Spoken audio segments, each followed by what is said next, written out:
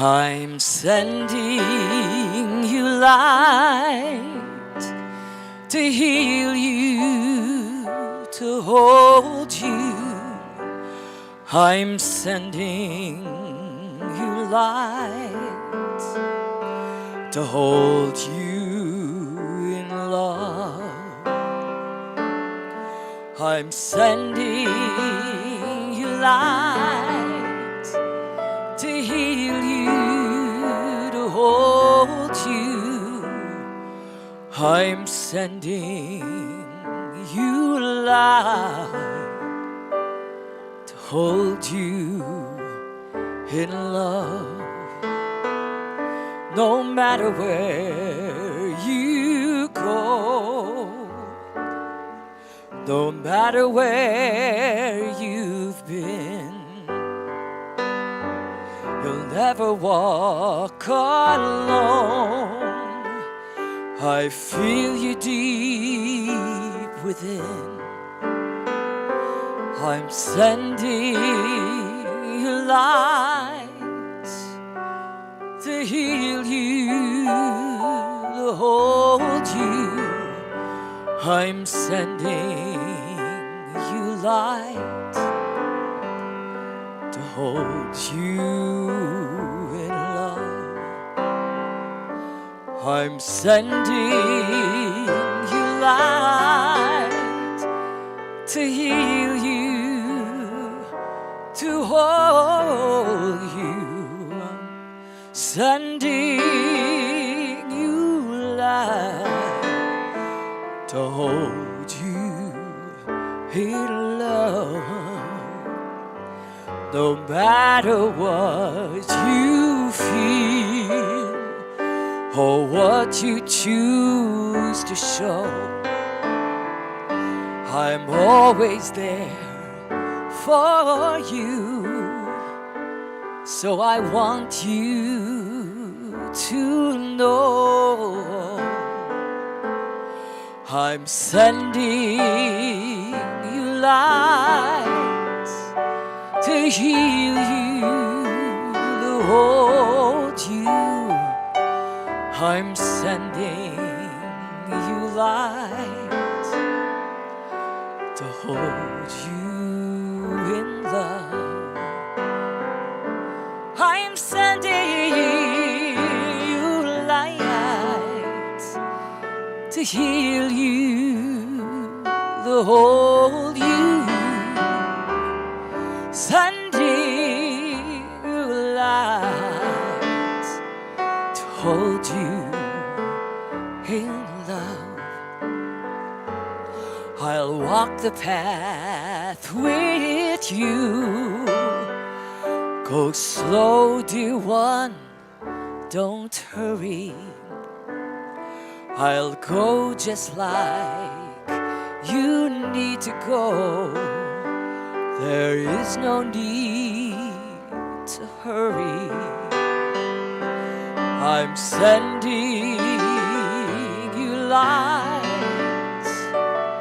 to heal you, to hold you. I'm sending you light to hold you in love. Oh, I'm sending you light to heal you, to hold you. I'm sending you light to hold you in love. Sending you light to hold you, to heal you. Sending you light to hold you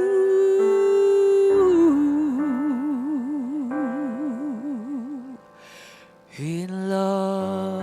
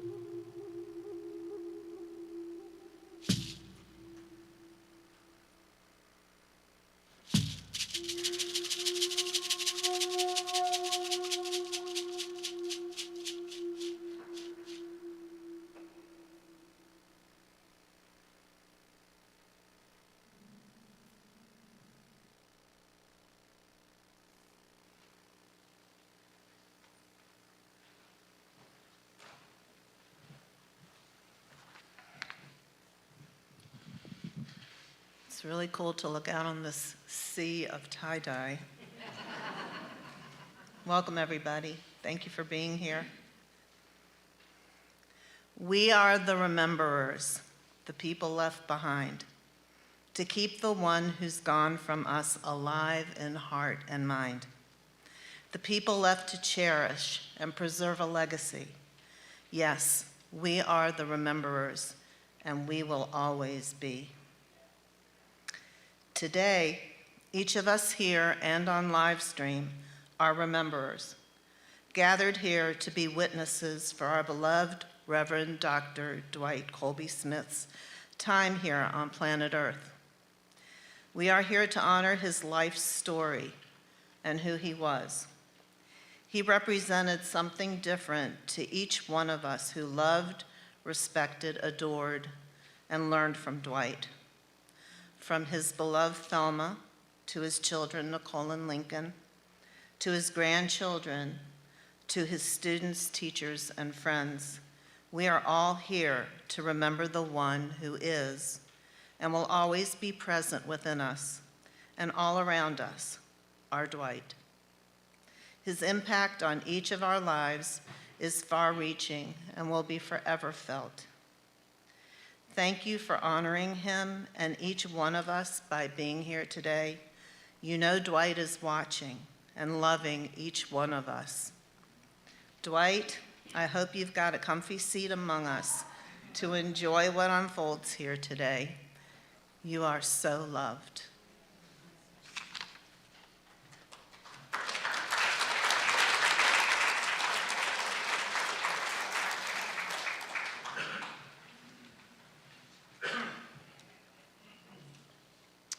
I invite you to take a breath and allow yourself to go inward along with me as we join together in this moment in honoring the great sacred divine in our life and the recognition of this divine spirit, one power, presence, and love, light, that spirit which is source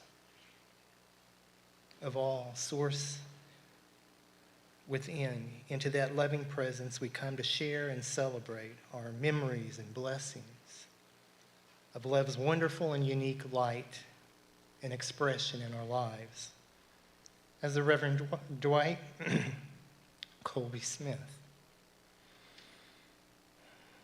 Great Spirit, we are aware that we live and move and have our being in the presence of love.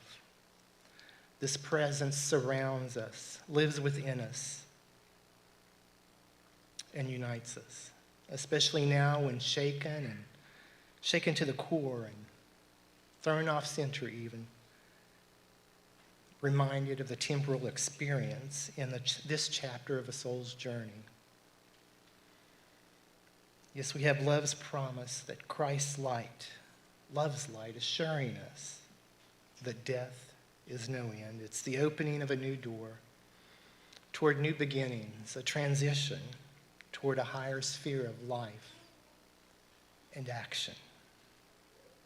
Yes, life is always pointing towards bringing illumination upon the eternality and the immortality of true nature of self within this one. Today we pause and breathe in the realization that love's eternal and unending light sustains, inspires, and illumines this journey before us. Love is the unending action of God in our lives, meeting every need today and ever after. And in the light of this love, I affirm, I call forth blessing upon this celebration for Thelma and the family, friends, teachers, students, everyone present and everyone sharing here today, and all those listening in. That love's presence assists in realizing a sense of being immersed in and surrounded by this great universal presence of love, peace, harmony, and joy. And we give thanks for the inward conviction that this is so, and so it is. Amen.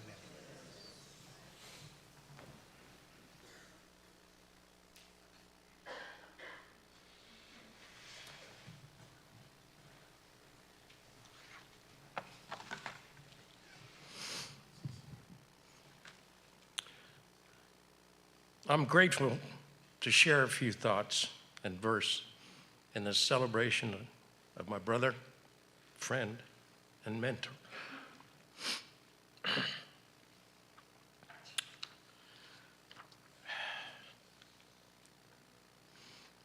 Some events in our lives have us slow down and listen. This is one of them.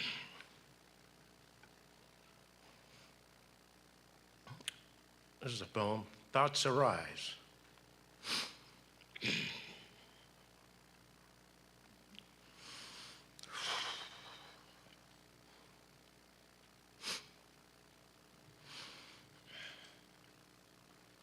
Thoughts arise as I think of you, released from here to see another view.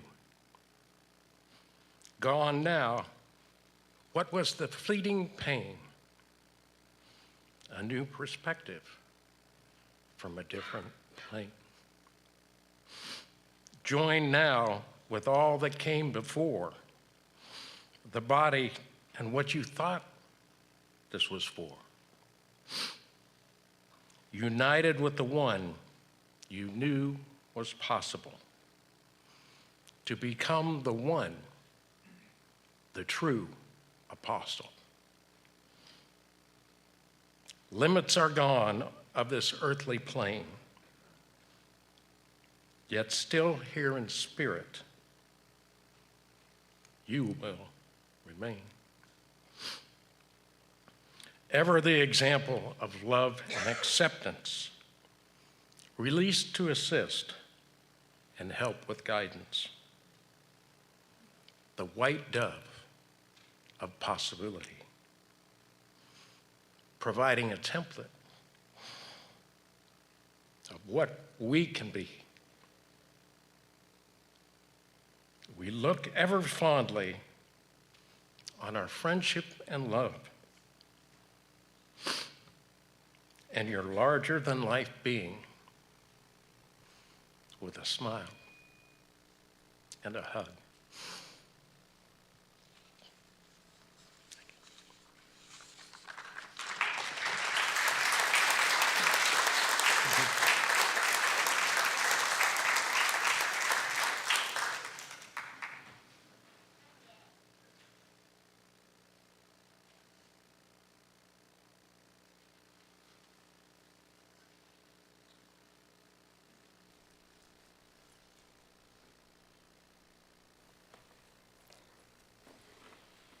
Oops.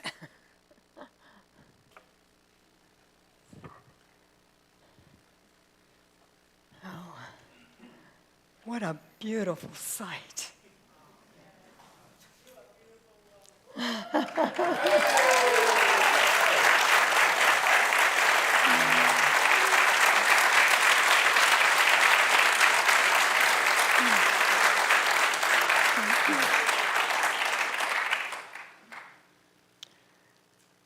I want to tell you a little bit about this amazing man who came into my life like a comet. And so, in loving memory of Dwight Colby Smith, as told to me by Dwight.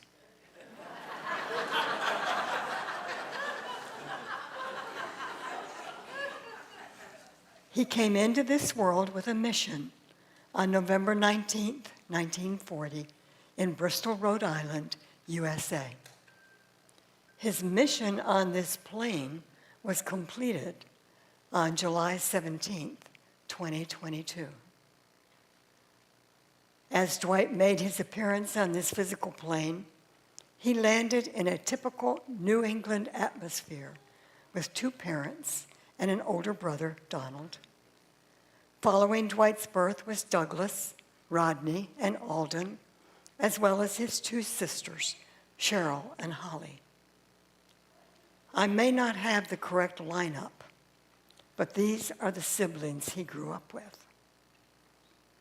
From age 4 to 6, Dwight was in a tuberculosis sanatorium, and it was during this time that his parents divorced, and his father introduced him to a new mother who stood in the parking lot of the hospital while Dwight waved to her from an upstairs window. Being confined to a hospital for 2 years at such a young age gave him a very different outlook on life and on himself.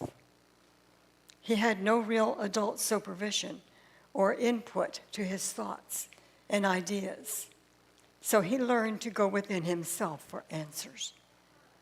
Because of this, he was able to see and accept himself just as he was, without judgment or shame. He took responsibility for his actions, but without shame or blame. After graduation from high school, he went to work in his grandfather's shoe factory, which manufactured tennis shoes, galoshes, and rubbers. In fact, his middle name, Colby, came from the cheapest line of tennis shoes. And he felt it was a slur until he got older and decided to like his name.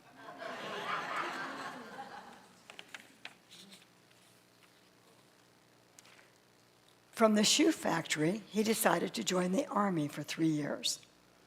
His first assignment after basic training and computer school was for Korea, which really upset him because he had made such high scores and was told that this would assure him a great assignment. He knew there was still some active fighting along the DMZ, and he didn't want to kill or be killed. So Korea didn't look like that much of a prize. But things don't always look like the gift they really are. He had a houseboy who showed him parts of Korea that most GIs never saw, and he was able to relate to the natives and their beliefs and customs. He not only had the time of his life there, but he found a new God. It literally changed his life. When he returned from Korea, he was assigned to the Pentagon in Washington, D.C. And from there, after his discharge, he worked a couple of civilian jobs before finding employment with the MITRE Company, or corporation, for 20 years. Before leaving the Army, he married and soon welcomed a precious little girl into his life, Nicole Ruth.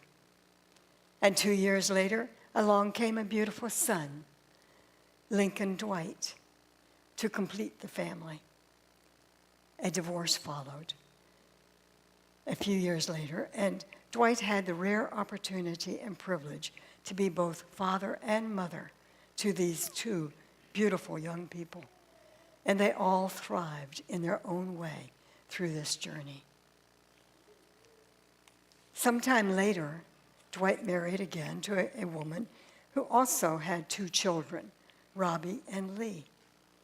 His family had doubled, but with some difficulty, he managed a marriage, raising a family, and holding down a responsible job, along with going to college and earning a degree. However, this second marriage also floundered and ended in divorce.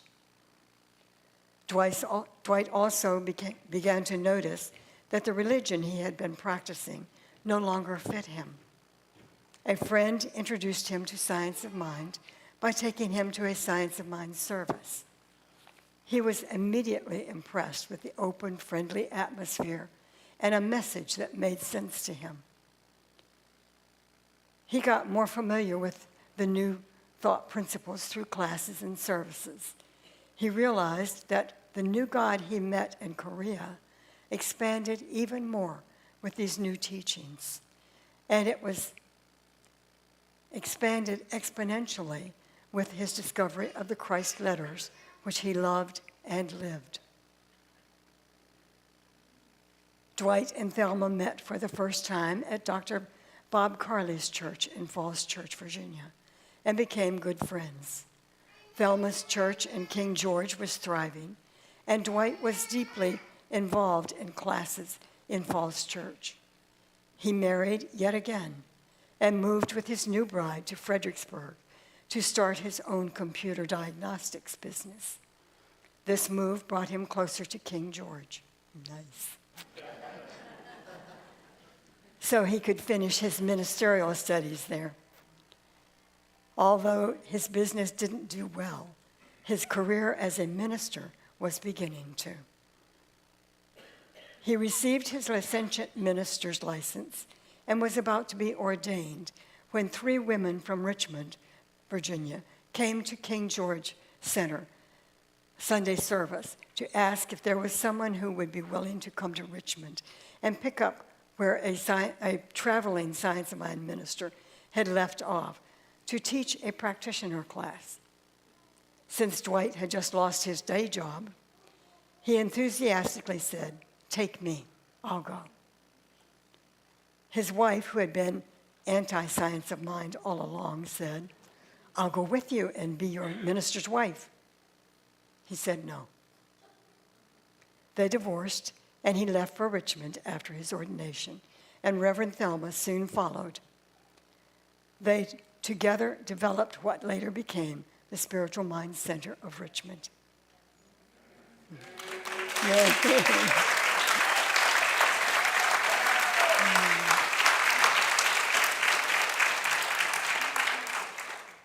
Thank you. Please bear in mind, this is a thumbnail sketch of a life that has been too big and too colorful to capture in this short time. But through it all, he gave his whole self to what he believed in. He loved life and pretty much all that was in it. He loved people and nature, loved to look at the cloud formations and sunsets. He loved love. He had a healthy, free laugh that rang through a room. He loved children. He was interested in what people were doing and thinking. He was actively engaged in life in all of its windings, twists, and turns. He trusted life. There is no one I have ever known who drank so deeply and freely from the well of life. Dwight enjoyed many great accomplishments in his lifetime, such as his honorary doctorate. But the most important accomplishments of all was his ability to draw people to him in laughter, love, and sometimes tears, and always love. But one of the greatest gifts he received, which we shared, was when we were speaking together at Unity of Bon Air, and Susan Green introduced us as the Lovesmiths.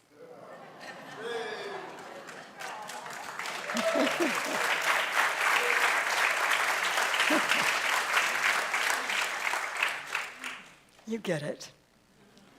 The blacksmiths, the ironsmiths, the silversmiths, the lovesmiths. And the name stuck. So thank you, Susan.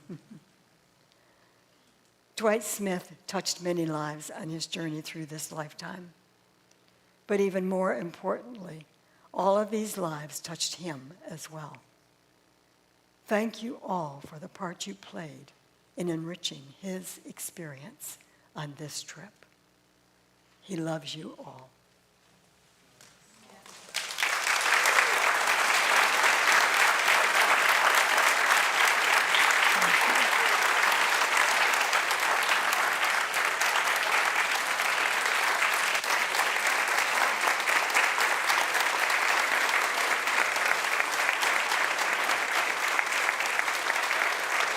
Thank you, Jim.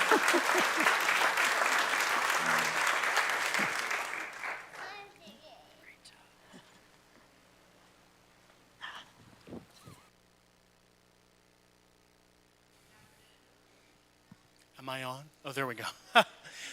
For those of you who don't know me, my name is Jason Marks. One of my most proud accomplishments is being the nephew of Reverend Lisa Marks. And I will speak a little bit more later as to my journey with Dwight and Thelma. But I have known them in my life for 25 years now. And they were a big part of my late high school years and early college years, and two really great, wonderful souls that I have been so very blessed to know. And one of the greatest gifts that they have given me is an opportunity to sing for them any time that they asked me to. And of course, I would be delighted to do that today. And so two things that Dwight really, really loved were Broadway music and songs about self-affirmation. And so this is one of his favorite songs, and one of the first ones that I think he may have ever heard me do many, many years ago, and it is If I Loved You from the musical Carousel.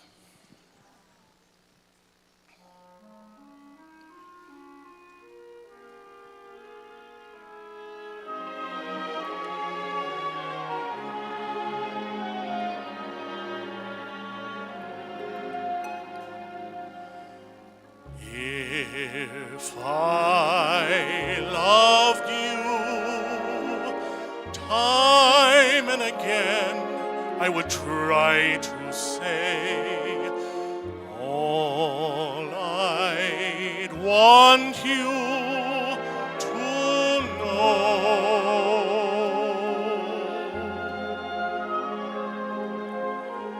If I loved you, words wouldn't come in an easy way. Round in circles I'd go,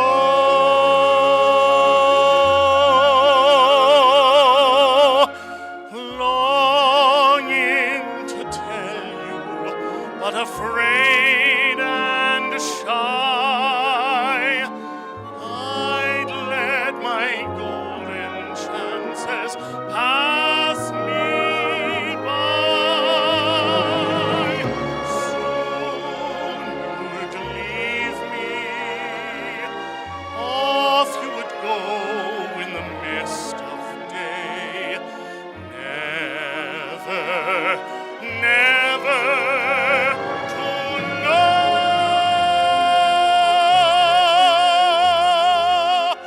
how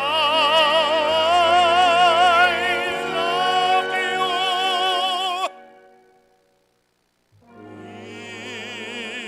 If I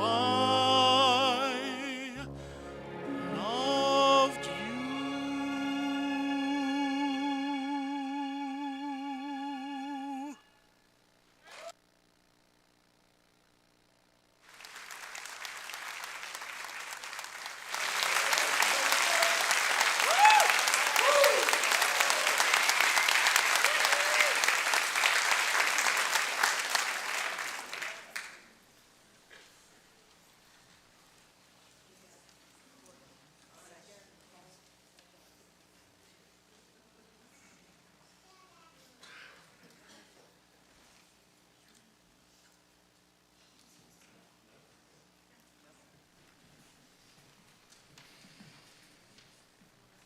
Hey guys.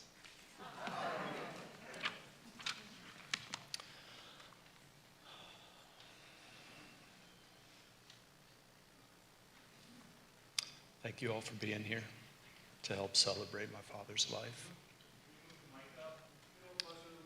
Sure. I wanted to read an excerpt from The Prophet by Khalil Gibran. Sure. Okay. Gotcha. I can hear myself. That's good. Is it all?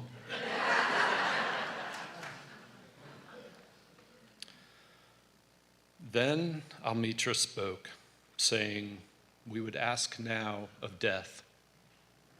And he said, "You would know the secret of death. But how shall you find it unless you seek it in the heart of life?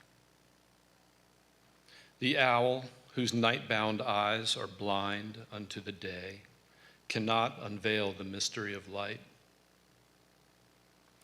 If you would indeed behold the spirit of death, open your heart wide unto the body of life.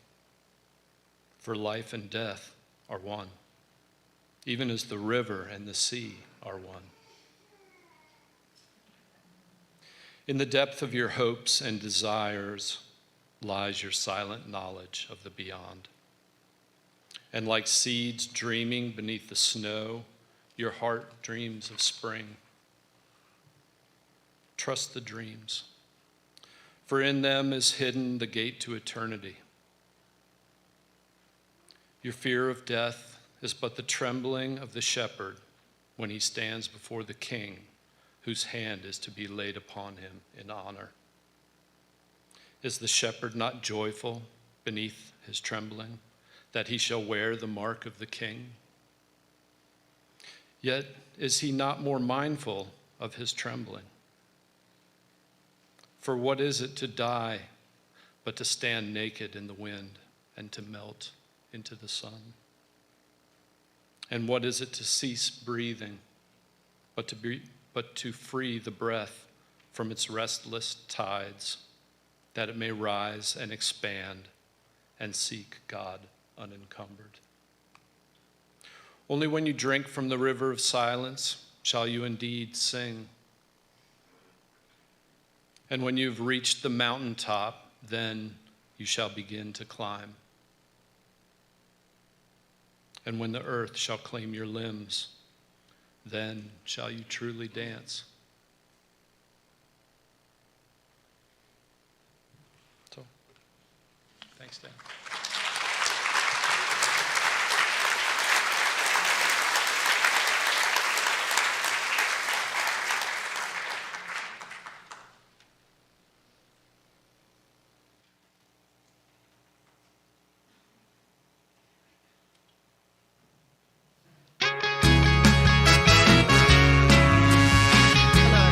Good afternoon, good morning, wherever you are. Welcome to this glorious new day. And remembering that love is above you, love is below you. And we are here to bring you this dedication. And for Thelma. You've just truly been wonderful, and I've seen it with my own eyes of being here ever since March of my destinies of coming back and forth. So you truly are wonderful people. Yeah, right? So my dad was a marvelous person, and he was just as much of a special dad as you all know. Everything that you've seen of him, that's how he's always been, as far as a father, as far as, you know, everything. And I didn't mind sharing him either.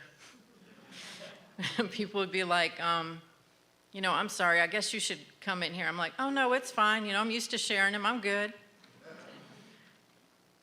Dad just loved everything and life, and everything that he showed, the unconditional love, everything, just, that's how I see God. And even as a little girl, I would see him as Jesus just because of the way he was. He did not punish us. He always disciplined us, and half the times he didn't even do that. He wanted us to learn the lessons ourselves. No matter how many times I especially have fallen, he's always been there in my corner, no matter what. So anyway, that's all I know what to say. He's just a love, and I am Daddy's girl and always will be Daddy's girl, and I will always have him with me. And part of me is lost right now. I got to find the way of finding out how to make the other part of me go further in life, but I'll get there. So I just thank you all. And he loves everybody, as you know. Thank you.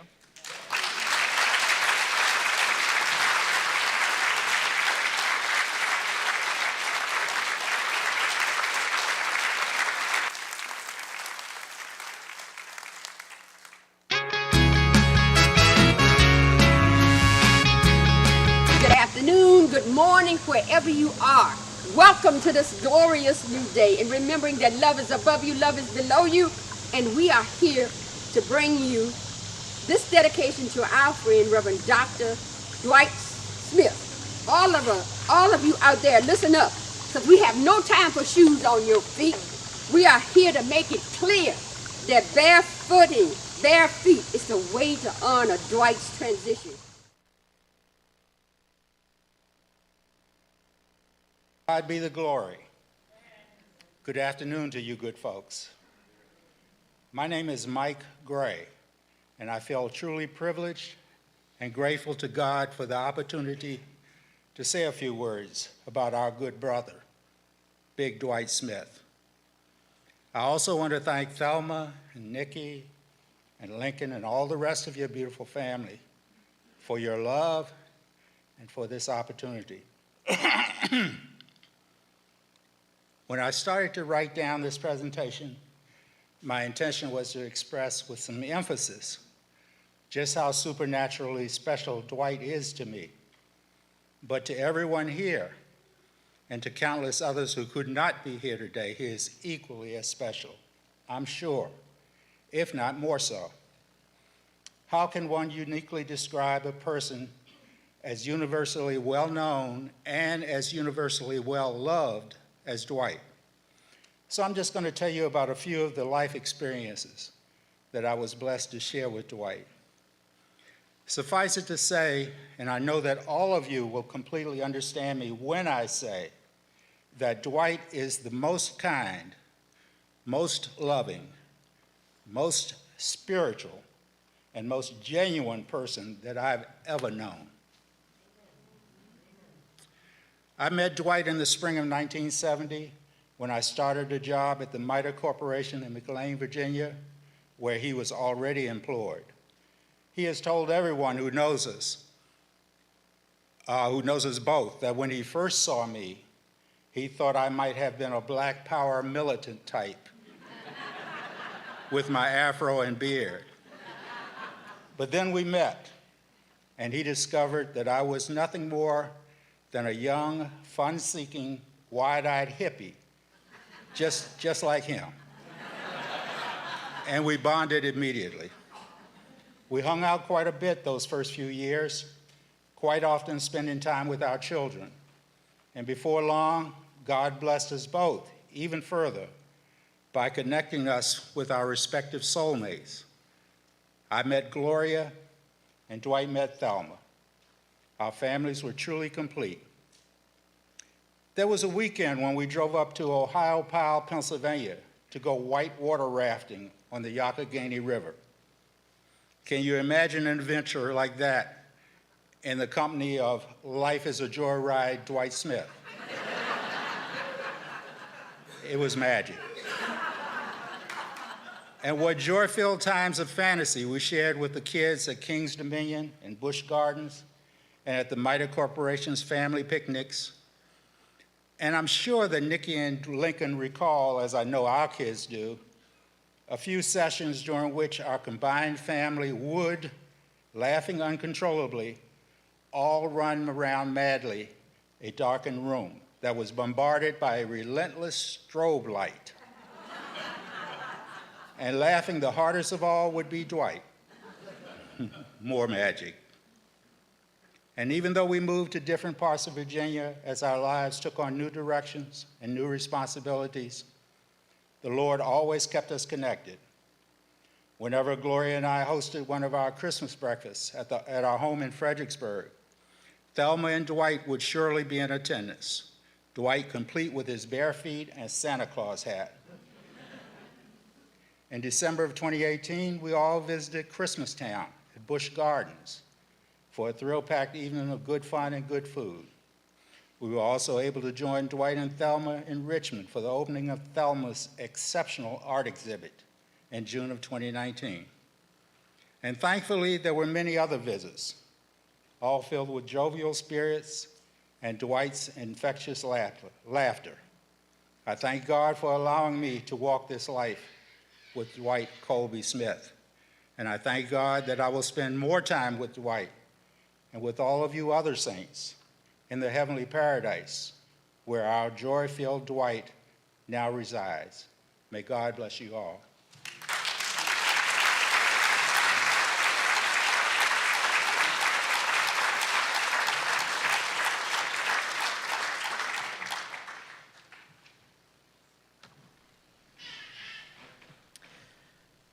For those who know the shenanigans that went on between Dwight and myself, yes, we were friends.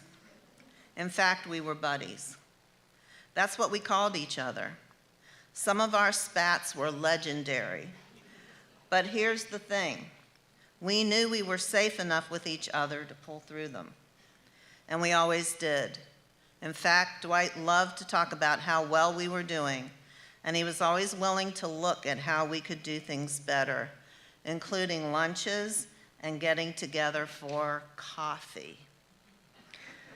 Because of those times, I am so clear on what unconditional love is.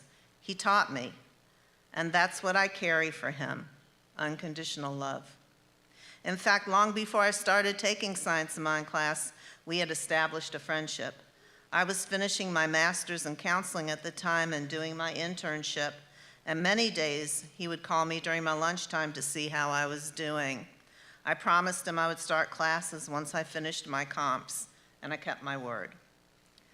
So many things come to mind when I think about Dwight. Many have to do with traveling with him and Thelma in the car to retreats, sweat lodges, Chicago, and watching him like a hawk to be sure he didn't fall asleep while driving. He sucked on a lot of candy. Seders that I'd put together that were also Last Suppers. He loved that idea. And Dwight washing everyone's feet. Dwight being a presence for my nephews when they lived with me.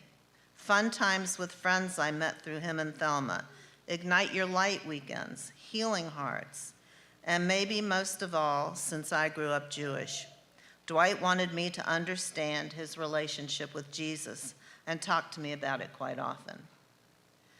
But what I am most grateful for, and what I will carry with me always, is a night while at Westminster Canterbury in April, where he was feeling vulnerable and in pain. He called me and asked me to come over and feed him, saying he was in too much pain to feed himself. And I did. I knew the nurses could have done that for him, but I listened to the words behind the words. I want you to come. And I'm so glad I did. I had something on my heart, and he talked to me about it with his usual wisdom and understanding. We both ended that time together having gotten something we needed, and a memory I will hold in my heart forever. Dwight, thank you for all you were and still are to me. Thank you for loving me no matter what. Thank you for teaching me and allowing me to teach you as well. Thank you for our times together, for the conversations, for really being able to hear me, for reminding me that I am not invisible. You saw me. I know you still do because I know you aren't gone. You graduated from planet Earth. You have much work to do where you are. I will be aware of your influence forever. Until we meet again, as we have met before in other times and places, my love is with you.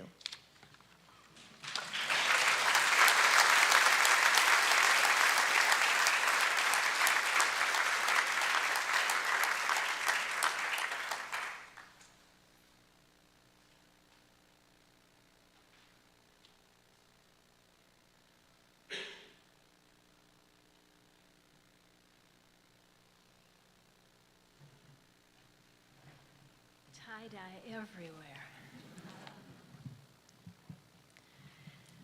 My name is Reverend Dana Carson, and I am bringing two messages today, one from Joe Burcham and one from myself. Joe's is printed out for me, so I will read it to you. It's in handwriting, so I will read it carefully. And Joe says, "Hey, dude. There's really no description for our connection other than it's awesome. Yes, you are my teacher, my mentor, my hero, but most of all, my brother. Our conversations, campfire formulas, camping trips, and travels will forever shine bright in my heart. When we got together, we seemed to experience disasters and miracles all in the same minute. Like missing both flights to New York. You walking out of the secured area having trouble getting back in because I have your wallet and the tickets. You at least had your cell phone. Then we found ourselves loaded on a hay barn with wings. Dingy, dusty, mouse-chewed seats, and that awesome aroma of hay in the air. Next, there was too much weight on one side of the plane, so we suggested we get off. Somehow, we landed safely in New York, just in time for the rain.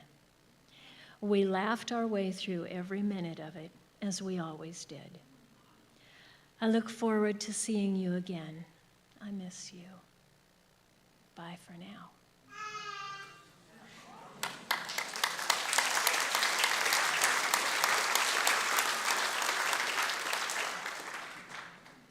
As I look out at the sea of color, I see so many of us who were friends, close friends. So many of us that were students. We're all students. We're all students of life. We're all students of Dwight. And every single one of us has learned something, so many things from Dwight. So in no particular order of importance, just 10 things that I learned from Reverend Dwight. Number 1, love yourself. Don't try to hide who you are. Sprinkle that fairy dust everywhere. Number 2, learn to understand yourself. Always live in your integrity. And remember number 3, as we know better, we do better. Number 4, this was a good one, always speak your truth. It's not always easy. Number 4, always speak your truth. And if you discover you were wrong, say so and keep going. Number 5, Reverend Thelma is the most wonderful woman in the world.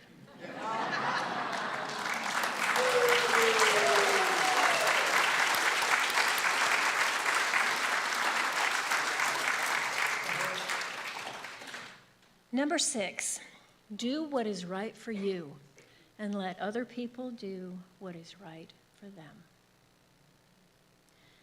Number 7, flip-flops are all-weather shoes. And tie-dye is not a fashion choice, it's a way of life. Number 8, the Moody Blues make the best music. Number 9, even when we're apart, we're not really apart, for we are all one. And finally, number 10, forever is a long, long time. So, as Dwight would say, bye-bye for now.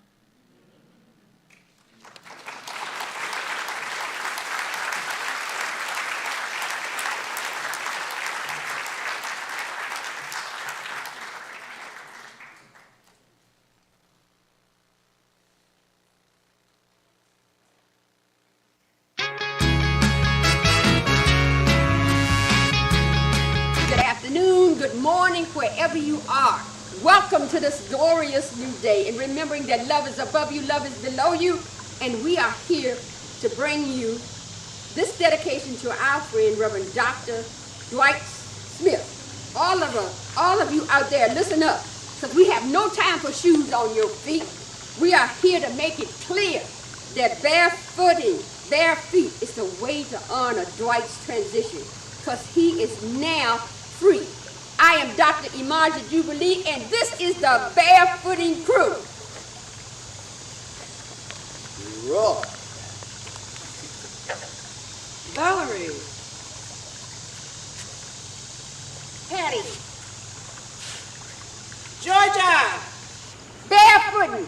Holy Moses, he's barefooted. Ba-da-da-da-dum. Ba-da-da-da-dum. Barefooting. Bum, bum, ba-da-dum. Bum, bum, ba-da-dum. Bum, ba-da-dum. Bum, bum, ba-da-da-dum. With a smile from ear to ear, he whispered in his soft-spoken voice, "Hey, y'all, there's no need for tears, because all I want you to do is take off your shoes and untie your feet and pat them too." Da-da-da-da-dum. Da-da-da-da-dum. We're barefooting. Bum, bum, ba-da-dum. Bum, bum, ba-da-dum. Bum, bum. We're barefooting. Bum, bum, ba-da-dum. Bum. Stand up and shout with a hallelujah cheer. Y'all give me a cheer. Give me another cheer. Because I'm barefooted in the cosmic garden spirits. I'm barefooted. You know what? I taught you what the divine poured into my heart. Barefooted, I accepted you as you are. All of y'all are bright and morning stars. Let's see now. I always was just uniquely me. Was he just uniquely me? Yes. He was who? Barefoot. All right. He was barefooted. I did my darnest to be the light and not the lampshade. And as a tiny babe, let me tell y'all one thing how it all happened to me. I entered this earthly plane, receiving Dwight as my earthly name. So barefoot I came and barefoot I go. Now I'm graciously and joyfully barefoot in the divine flow. Barefooting. Bum, bum, ba-da-dum. Bum, bum, ba-da-dum. Bum, bum, bum, ba-da-dum. Bum. Barefooting has been a barefooting party, y'all. Thank y'all for watching. And be in peace, love, and joy. And so it is. Ashe, ashe. Snap, snap. Clap, clap. Cut. Down, down, ba-da-dum. Bum, bum, ba-da-dum. Bum, bum. Barefooting.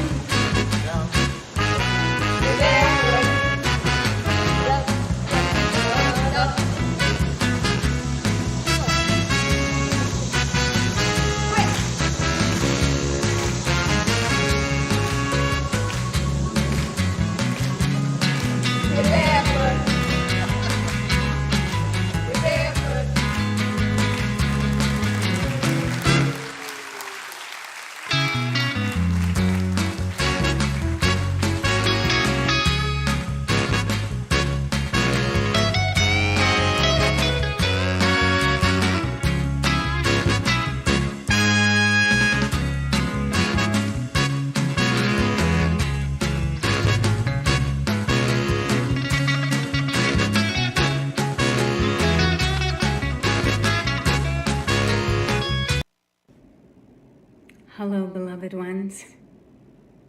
I wish I could be with all of you today as you celebrate Dwight Colby Smith, White Dove, Keeper of Sacred Peace.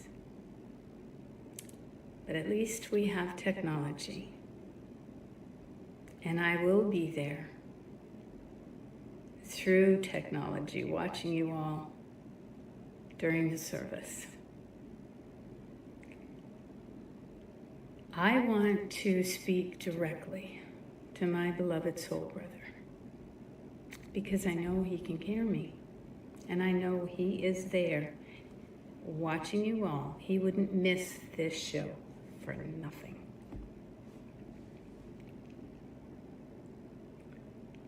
Beloved one, you dared to live your life passionately and out loud. You felt strongly about things and shared in many different ways. We have traveled to different places around the world together. I have held your heart. Oh, I've had that privilege for many years in the Healing Heart retreats, and been so blessed with your presence in my life.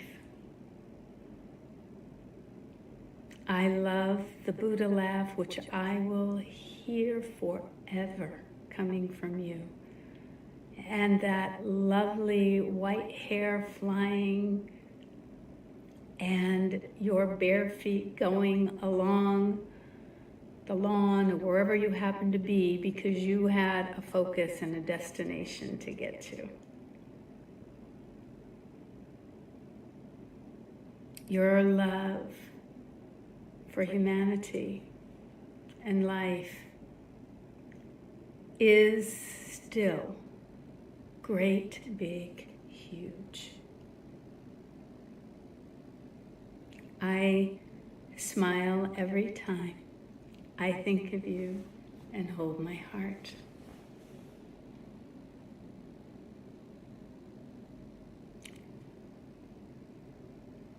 I am going to honor you in a different way than most. It is due to my strong Native American background and my teachings through natural mysticism. When someone crosses over the veil, we do not speak their given name due to the fact that their energy needs to be accreted into their spirit, into their mission on the other side. For 1 year, I will refer to you as my deep beloved soul brother. I know who you are, and I feel your magical fairy presence, which we share in common, and I am looking forward to being showered with fairy dust from above. So perhaps you can share that fairy and angel dust with us. Thank you for your presence, your great big medicine here. And you have a lot of work to do with Sananda on the other side, as you are the keeper of sacred peace, which we need now more than ever. Journey well, my friend, and know that I see you in my dreams, that I hear your voice, and that I know in my heart we are forever connected.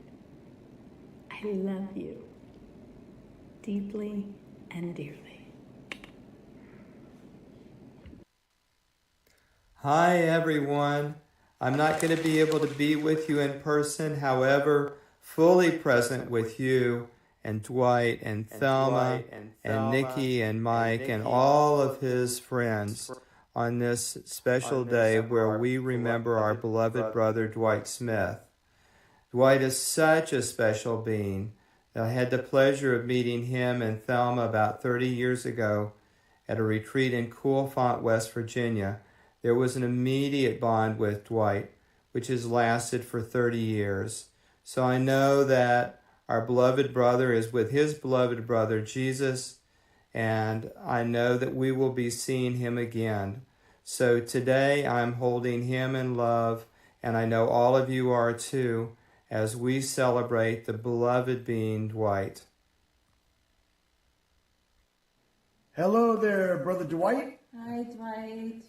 Well, the form has changed, but the love we have for each other and that we received from you is still there. So many years. Yeah, like 21 years. Yeah, we love you. We think of those times at Busch Gardens and just, I don't know, all those wonderful, fabulous times being in your home and just sharing time with you. We really loved those moments, and they are in our heart forever. And yeah.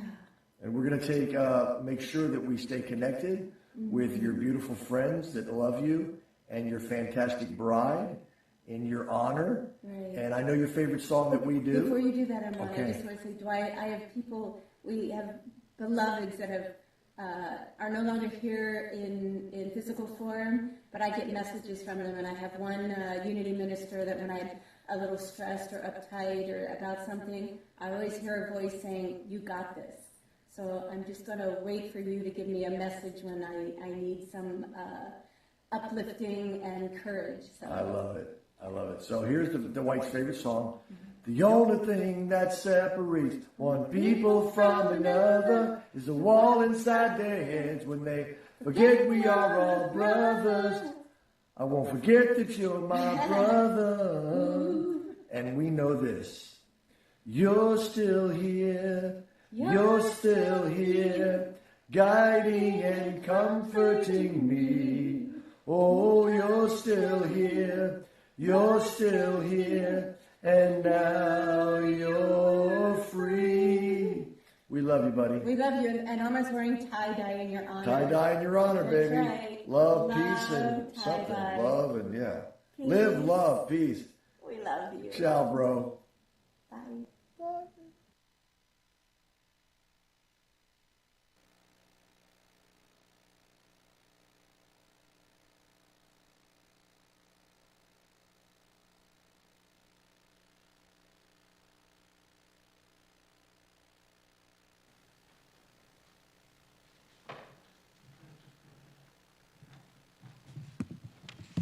Good afternoon.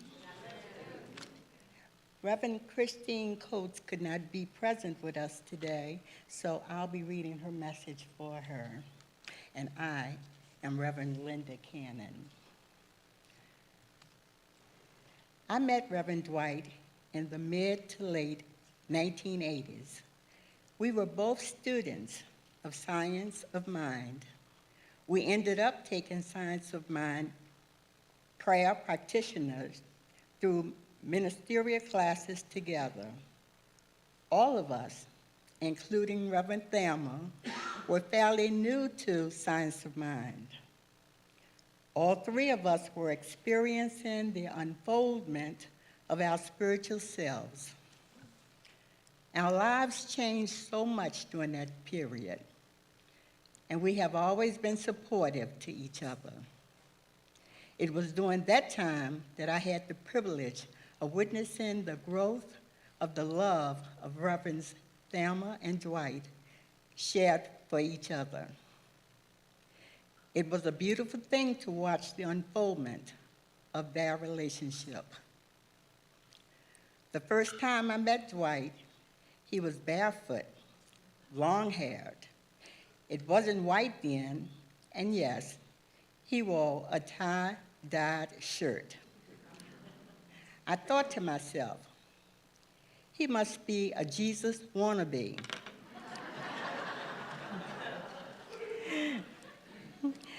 As I got to know him, I learned that this man was completely dedicated to sharing and teaching the Christ letters and the science of mind.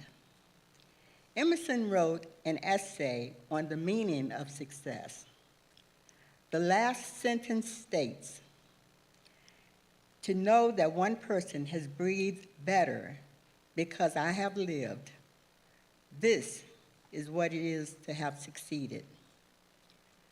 Look around at the number of people Dwight touched, and this is not all of them.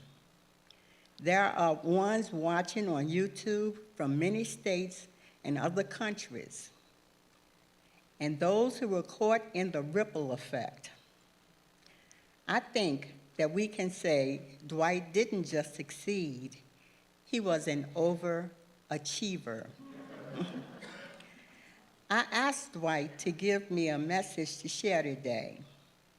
He led me to the journals I kept from our fall retreats at Fort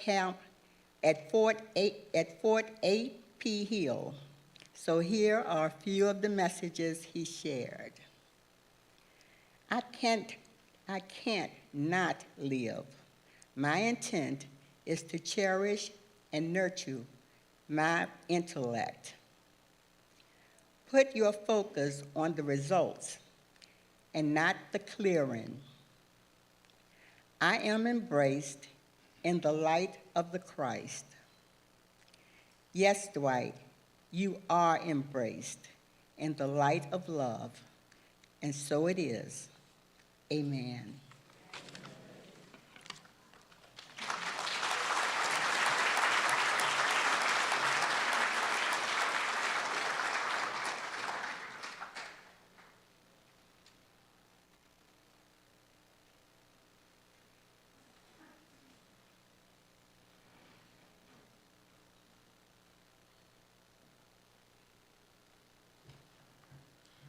Good afternoon, everybody. It is with so much joy and so much love that I am, and so much honored to be here to say a few words today. And this is a beautiful audience. Oh my God, if you could see yourselves. It's a joy to be celebrating Dwight Colby Smith's life, but as I like to call him, D-Light Colby Smith. Dwight left the planet, and behind him left a credible legacy of love. And a part of that legacy of love, there's so many aspects, is unconditional love. And I think everyone in this room experienced that from him.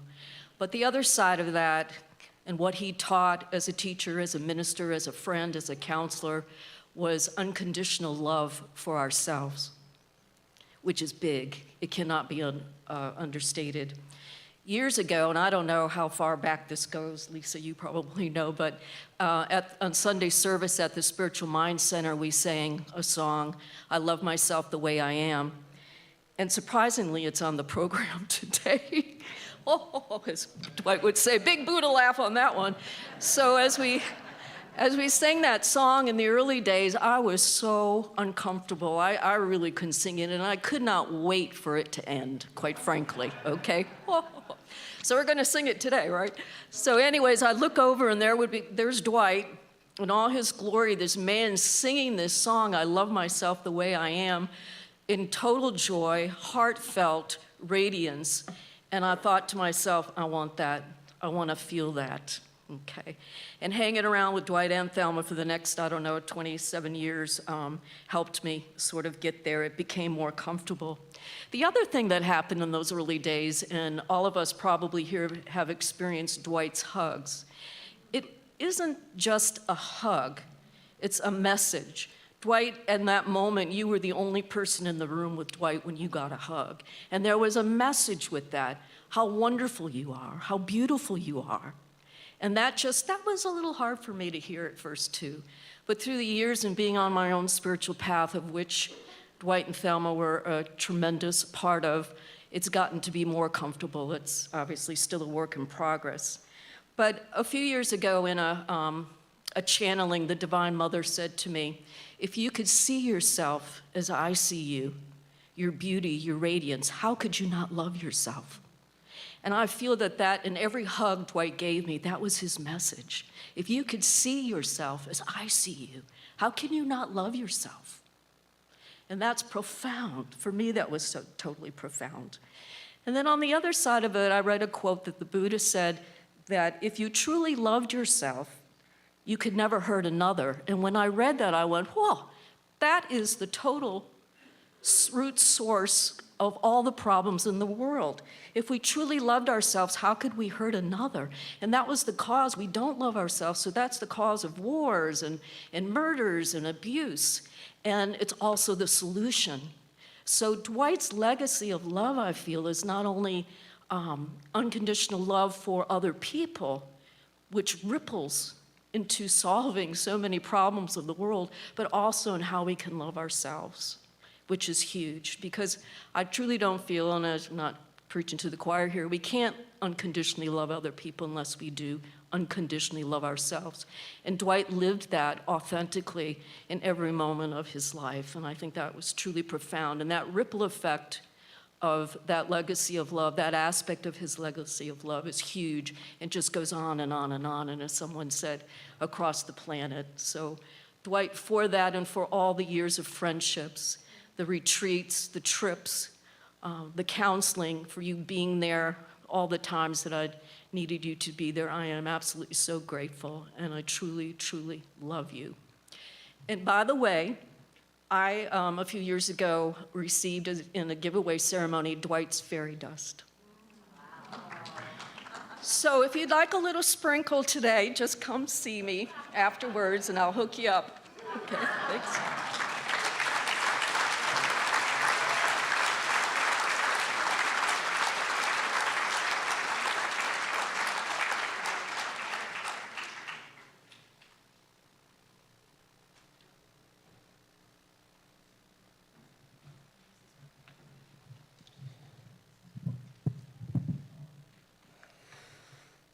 Thank you, Jill, for reminding me of the fairy dust. As a queer person, I always was quite uncomfortable with the idea of fairy dust.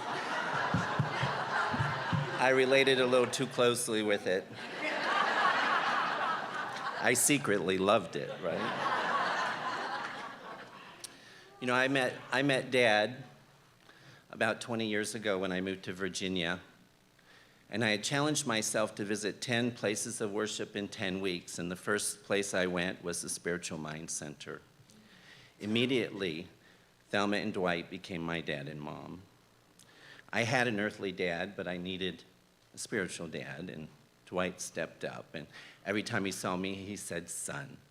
And when I married my husband, he started saying sons. It was just lovely. And so I've been contemplating 4 ways. We've already learned that Dwight was a Jesus freak. And so I've been contemplating 4 ways that Dwight emulated Jesus. And so the first is that he committed to self-care. He was committed to himself and is committed. I need to use the is. And so Dwight Colby Smith is committed to self-care. I remember early on, I asked to meet with him. My whole life was a mess. We all know the drama. And I made an appointment with him, and he didn't show up. And when I called him, he said, well, I had to mow the lawn. And so I learned early on that we do not need a good reason to be committed to self. And it makes me think of Jesus sleeping on the boat during the storm when the disciples were all terrified, right? Or Jesus crossing over when all the hungry people were following him. And so we are allowed to be in love with self.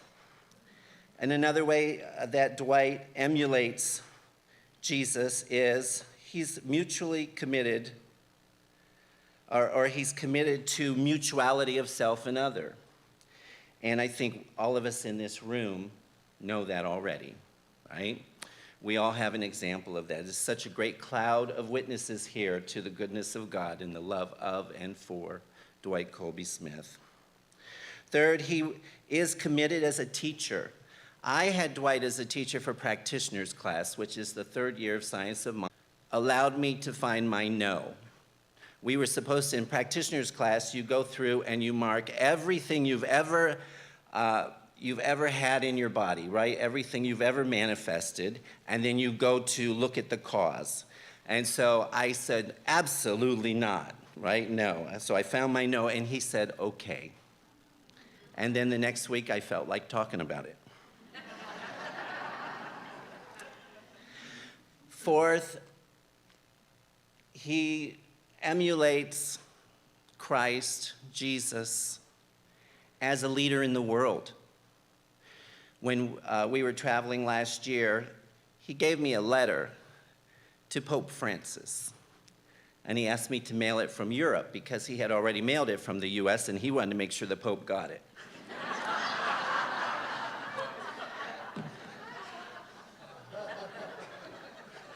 So here's what it said on the envelope. Dwight's epistle to Pope Francis. He saw himself as an equal.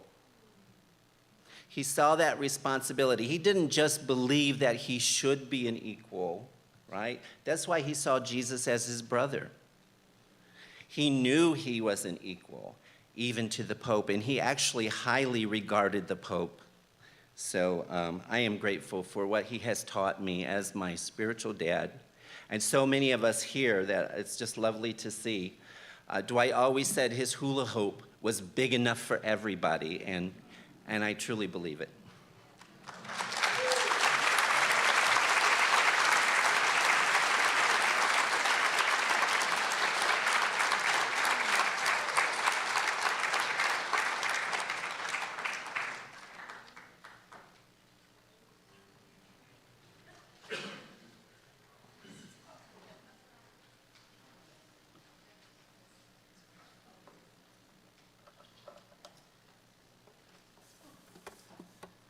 I know y'all know this song. How many years have we played it, right? So sing along.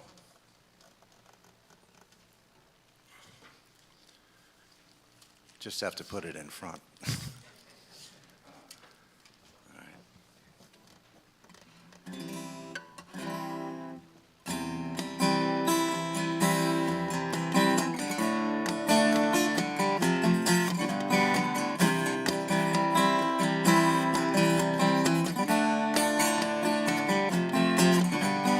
Love myself the way I am. There's nothing I need to change. I'll always be the perfect me. There's nothing to rearrange. I'm beautiful and capable of being the best me I can. And I love myself just the way I am.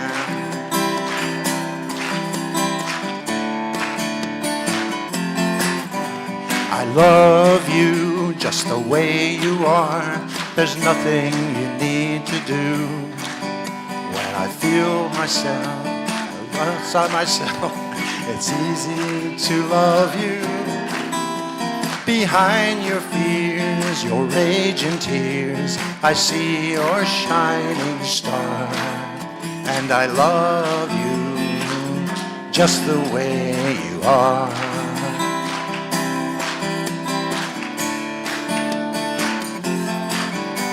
I love the world the way it is, 'cause I can clearly see that all the things I judge are done by people just like me. So till the birth of peace on earth that only love can bring, I'll help it grow by loving everything.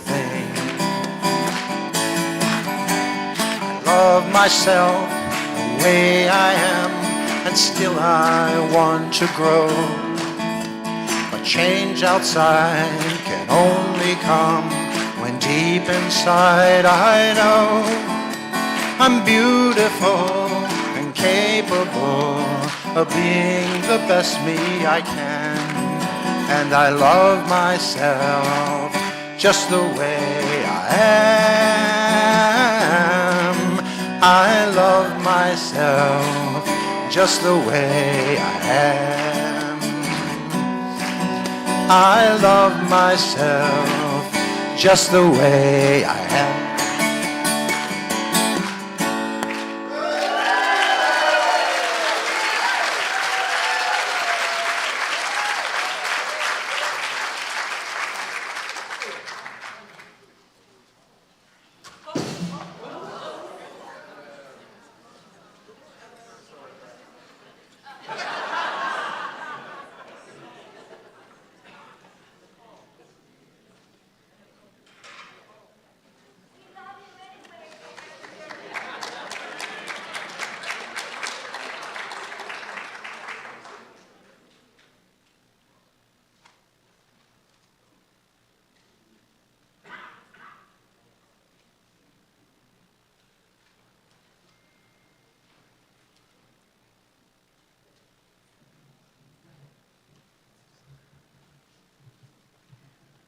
Somebody was tall.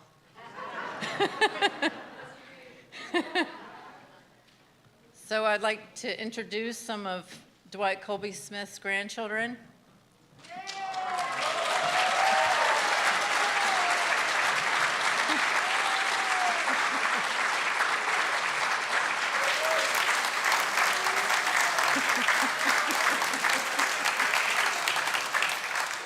So my oldest is Damon Looper and Dustin Looper from my first marriage.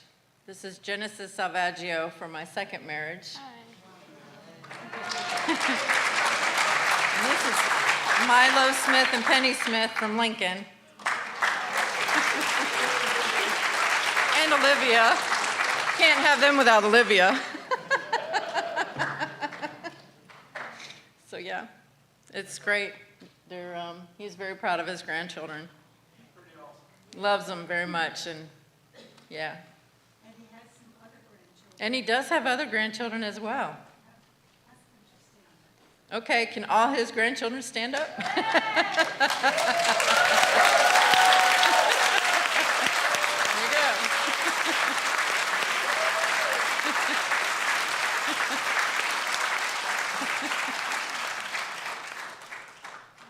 Yeah. Okay, thank you.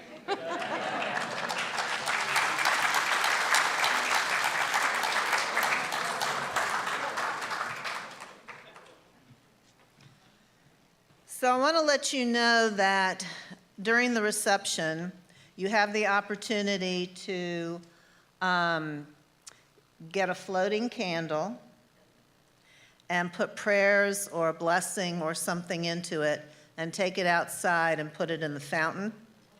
When you twist the bottom of it and you stick it, and this is what the directions say, and you stick it in the fountain, it's supposed to light.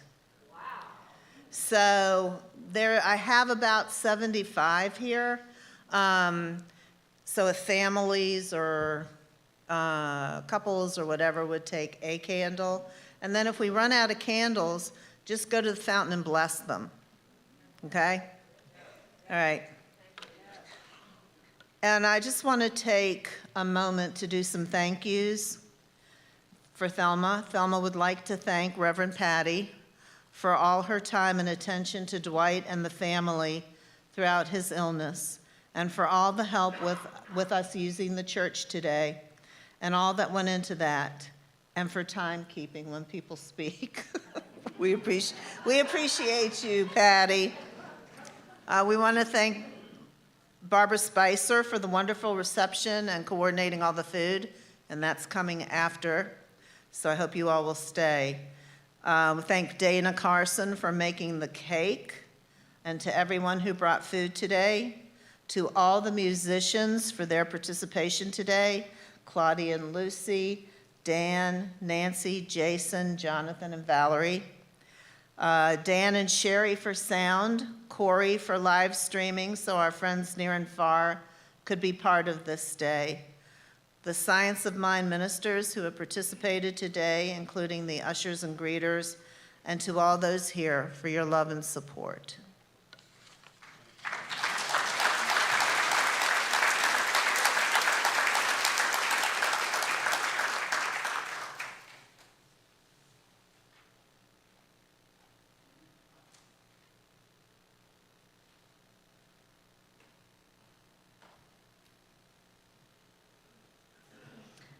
Wow, look at this. It does look wonderful, doesn't it? Okay. What Dwight Smith would want you to know? Well, a lot of it, I think, has already been said. And when Lisa asked me if I would talk about that, I said, sure. And then all of these things just kept flooding my mind about all the wonderful things about Dwight, and how do you say them all?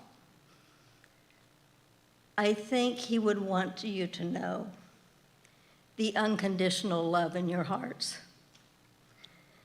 the true meaning of who you really are, that you are that Christ being, that he constantly mastered for us and showed us. That his heart was bigger than we can even imagine or talk about. And that's why we're all here today. Because we felt that love so completely that we had to come here and show him the magnificence that he was to us. And he's not gone. He has only transferred himself out of this body, but he is here with us today. And he will be with you anytime you call upon him, just like he was when he was in the physical. You know, there was a time when I was going down the rabbit hole, and I thought, who would I talk to about this? And then I thought, well, you really don't have to talk to anyone. You have all the answers yourself. But you know, when you're in that state of mind, sometimes you just can't pull them out. And I went to talk to Dwight, and we sat and we talked for about an hour and a half. And I cannot tell you one word that he said, or that I can feel and still feel today, the unconditional love that he was able to hold that space with, regardless of what outside appearances were. And that was Dwight. That's what I believe that he want all of us to aspire to, is holding that space. I love the song that Dan just sang because it truly is a Dwight and Thelma song. And the first time I ever heard it, I was much like Jill. I was like, I don't know if I can sing this thing. This is ridiculous. But when it came to the part where it says, I love you just the way you are, Dwight and Thelma looked at each other and smiled, and the love in that room was palpable. It was just contagious. And I thought, wow, how do you do that? It's like they were each just the same coin and different sides of it, different magnitudes of that love coming together. And I do believe they are the Love Smiths and will continue to be forevermore in our hearts and our knowing. I love you, Dwight, and I love you, Thelma, because one just can't be without the other. And we know that it is the energy of our being that takes us to those higher realms. And that energy is here. One thing that Reverend Joyce always did with these celebration of life meetings were that she would have us stand up and give a standing ovation to Dwight Smith for the life that he held for us to see. And even a Buddha laugh, so let's go.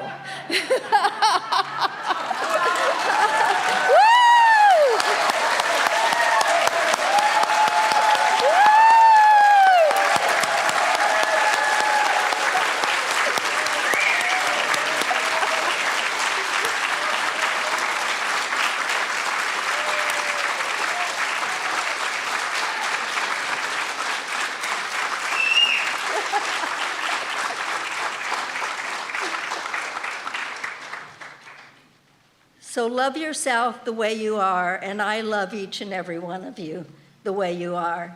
And Dwight taught me that. Thank you.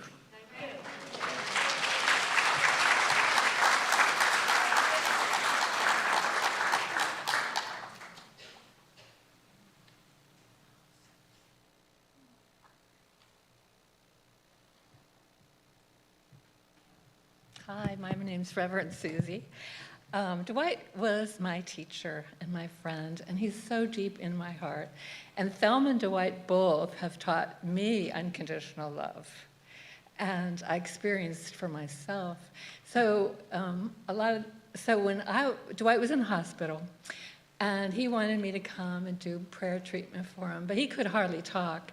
And I sat there, and I just did prayer, and I did a meditation, and I saw Dwight standing on top of his hospital bed, dancing an Irish jig with great joy.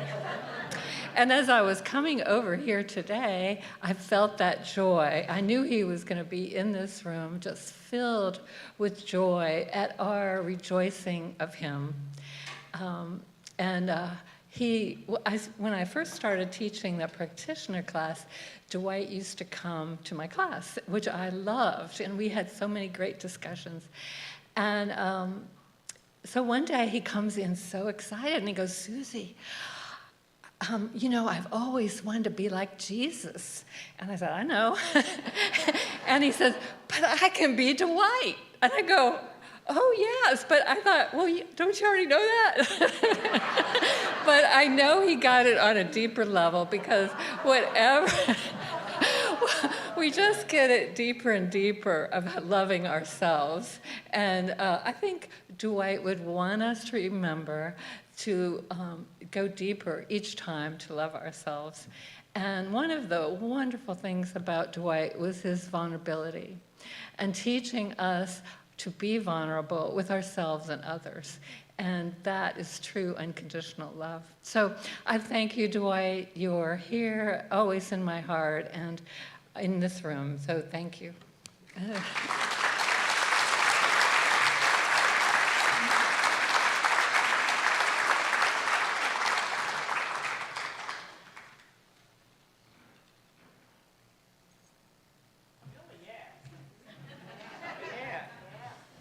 Oh, yeah.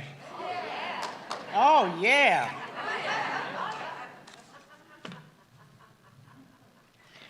I'm Reverend Georgia, and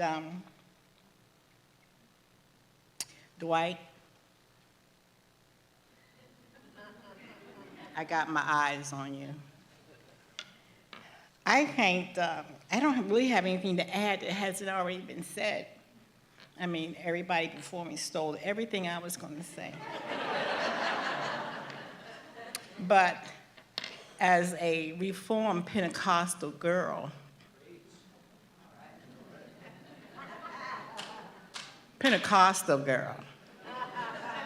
laying on hands, casting out demons 24/7.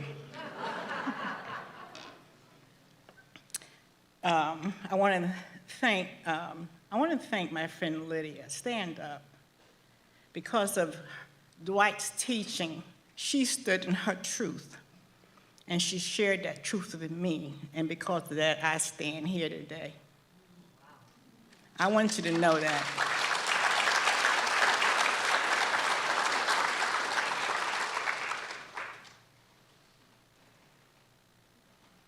Dwight and Thelma means so much to me. Dwight was my teacher for over 20 years off and on. And we've heard all the wonderful things about him, but something that was said was his vulnerability. And he was very true to that. He allows you to see that side of him. He wasn't a perfect person, but he had a perfect spirit. And I am so indebted to him and Thelma for my life. And I'm compelled to say so. And I'm grateful that I had the opportunity over the years to tell Dwight to his face how much I loved him, but most of all, how much he changed my life by being willing to share this truth of who we are and to teach us to love ourselves unconditionally. And as someone has said, when we used to sing that song at the end of the service, I was like Jill. I was singing it, but my spirit was saying liar, because I didn't love myself. And it wasn't until Dwight compelled me. No, he forced me. He forced me to do the work in practitioner class.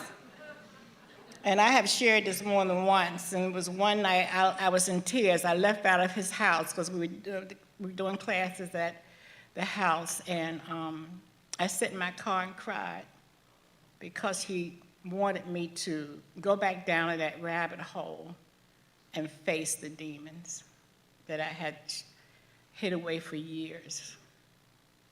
He wanted me to walk in the truth, and I couldn't do it until I faced it. Once truth is addressed, the lie dies. And so I'm so indebted to these two people. They didn't have to come to Richmond, and I often think about if they didn't, where would I be today?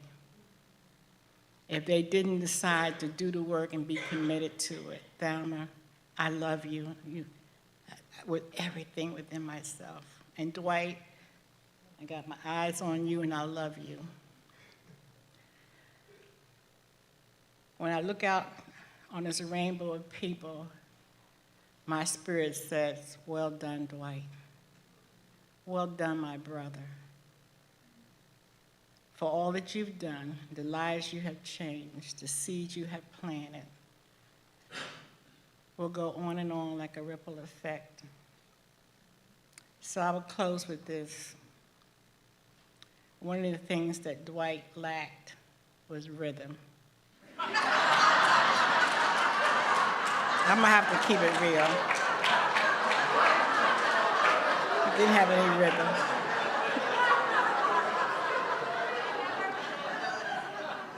I don't care what we were singing, he was always one note off or one step off. I'd be going, Dwight be going. And I was just trying to get him to move a little bit more, you know. But he had a smile that was so contagious. People smile here, but he smiled here. He smiled with his eyes. He smiled with his heart. So Dwight, I know where you are, and I got my eyes on you. Thank you.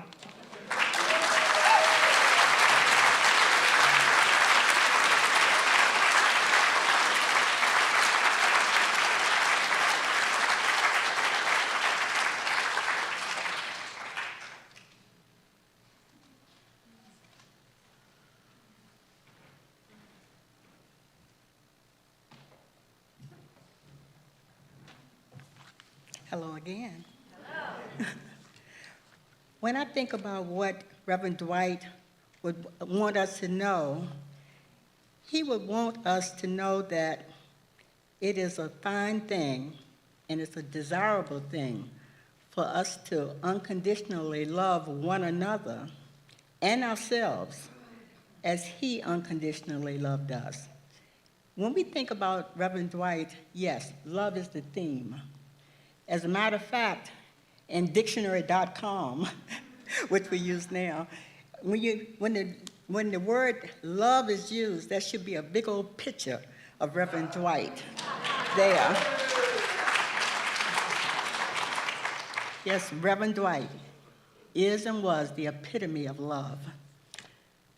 For 23 years, Reverend Dwight and Reverend Thelma have been my spiritual mentors, as well as my dearest friends. I can say that Reverend Dwight was the most authentic person I've ever known. And it takes a lot of courage to be authentic. But that authenticity provided him freedom, peace, self-acceptance, and self-love. And because of these fine qualities, it was easy for him to love each of us just as we are, giving us the freedom to love ourselves just as we are. One of the most treasured lessons out of many that I learned from Reverend Dwight was to always be my authentic self. And because I know that no one is more present here today among us than Reverend Dwight, oh, don't make no mistake about it, he wouldn't miss this. I said to Reverend Dwight, I love you, I honor you, I miss you, and I thank you for everything you taught me and everything I learned from you. And I'll end this, what I have to say, by saying what Reverend Dwight said to me so many times at the end of our conversations. Bye for now, Dwight. Bye-bye, my friend, for now. Thank you.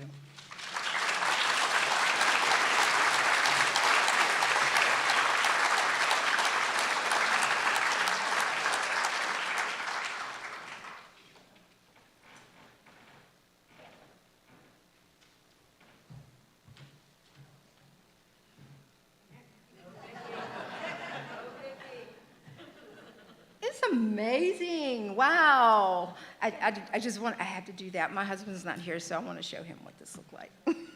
My name is Reverend Vicki Cantelmo, and I have been honored in my life by knowing the Love Smiths. Dwight did give great hugs, but there are hugs that Thelma gives that go on for eternity.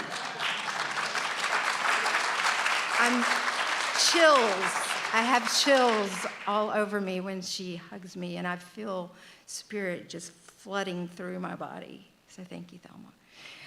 The question is, what would Dwight want us to know?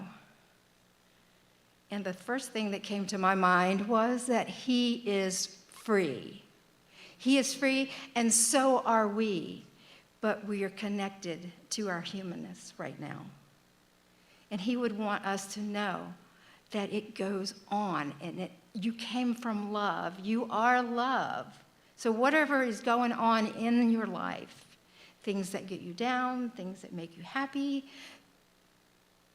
dealing with diseases, dealing with death, you're still free, and you're still made of love. So if you look deep down in yourself,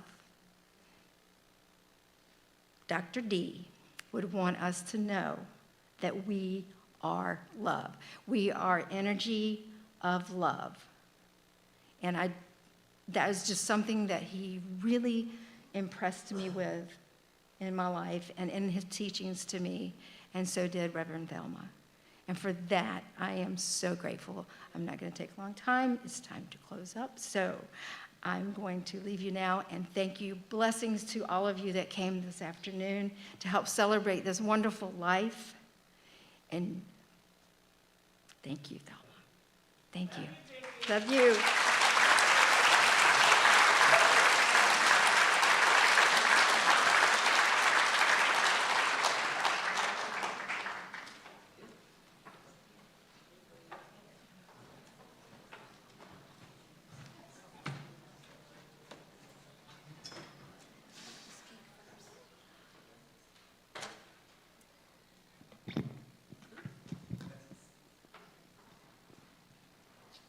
I'm Nancy Orr, and I'm going to share a message that my sister tuned in for me about Dwight. I didn't really know, I've known Dwight and Thelma for many years, many decades, and I didn't really catch the part about fairies. Whatever, the fairy dust, but I've been to some healing hearts. But in the message, one of the things, and I think I feel comfortable in sharing this, one of the messages, because I asked if there was a message for Thelma, and then I asked if there was a message for me. But one of the messages included a fairy ring, and that he will communicate with you. Something about white, delicate flowers and a fairy ring, and that he'll be communicating through nature. But the other part so that was like a little aha confirmation, hearing about that, being reminded of that connection. Dwight probably has shared this many times about his experience of feeling at one with the stars. And there was that theme came through in the message, and that there were no limitations on his interactions, that he's with his friends, but that, of course, includes all of us. So it's my great honor to be able to share this song that most any time Thelma has had a request. This is a song that she's requested.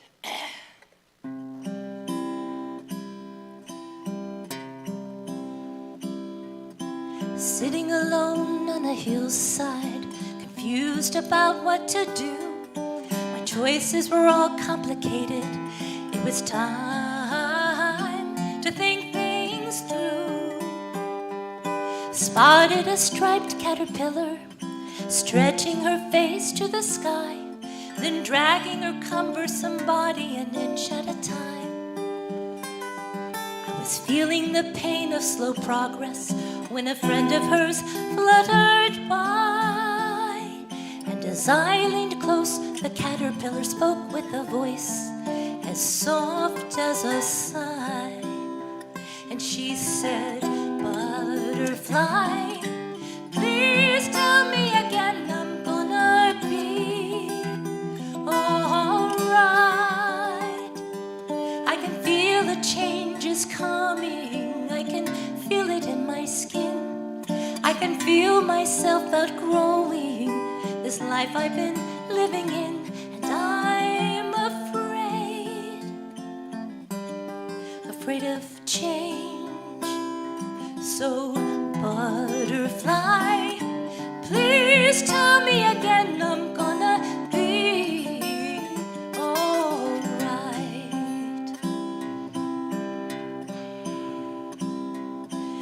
I'm like my friend Caterpillar, afraid of that dark cocoon, and wanting to hide in the tall grass when change is coming soon. But all of the things that we long for are born on the winds of change, and losses can lead us to blessings that we can't explain. So butterflies remind us that there's magic in every life, and we can become what we dream of if fat, furry worms can fly. So I say, butterfly, please tell me again I'm gonna be alright. I can feel the changes coming. I can feel it in my skin. I can feel myself outgrowing this life I've been living in. And I'm afraid of change. So, butterfly, please tell me again I'm gonna be alright. And on the day of my last breath, I'll expect to see angels like butterflies over my head. And I'll sing, butterfly, please tell me again I'm gonna be alright. I can feel the changes coming. I can feel it in my skin. I can feel myself outgrowing this life I've been living in. And I'm afraid of change. So, butterfly, please tell me again I'm gonna be alright. Butterfly, please tell me again I'm gonna be alright.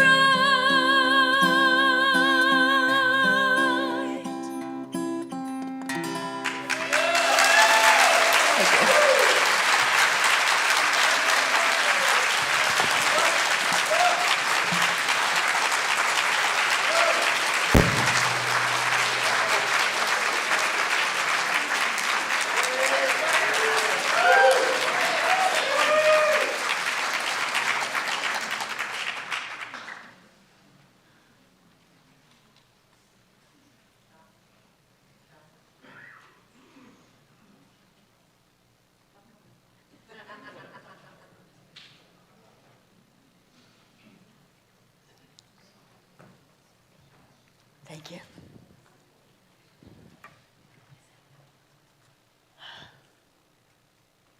Wow. This has been amazing.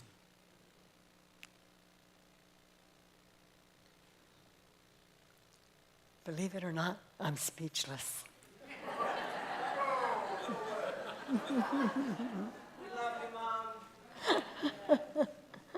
Well, maybe not entirely.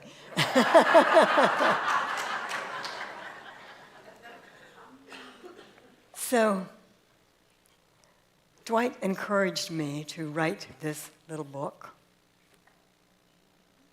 It's called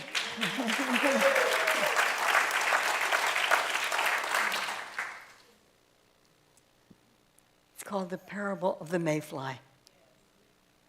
And it's a story of transformation. And so I would like to just read it for you. It came to me when my older brother made his transition. And I didn't have anything to say, although I was supposed to be leading the memorial service. And I stayed up until the wee hours of the morning trying to figure out what I could say that would honor my big brother. And nothing would come. So finally, Spirit said, go to sleep. Okay, I went to sleep. I said, but I've got to have something to say tomorrow. So on the way to the funeral home, I still didn't have anything. And as I was coming up on the funeral home, this little story just kind of downloaded. And so I'll share it with you. Once upon a time, situated in the bottom of a small pond, there was a colony of little water creatures who spent their days searching the dark bottom for their food. They would meet and greet each other as they scurried about their business of food, shelter, and recreation. Their whole focus of attention was on eking out their existence day to day.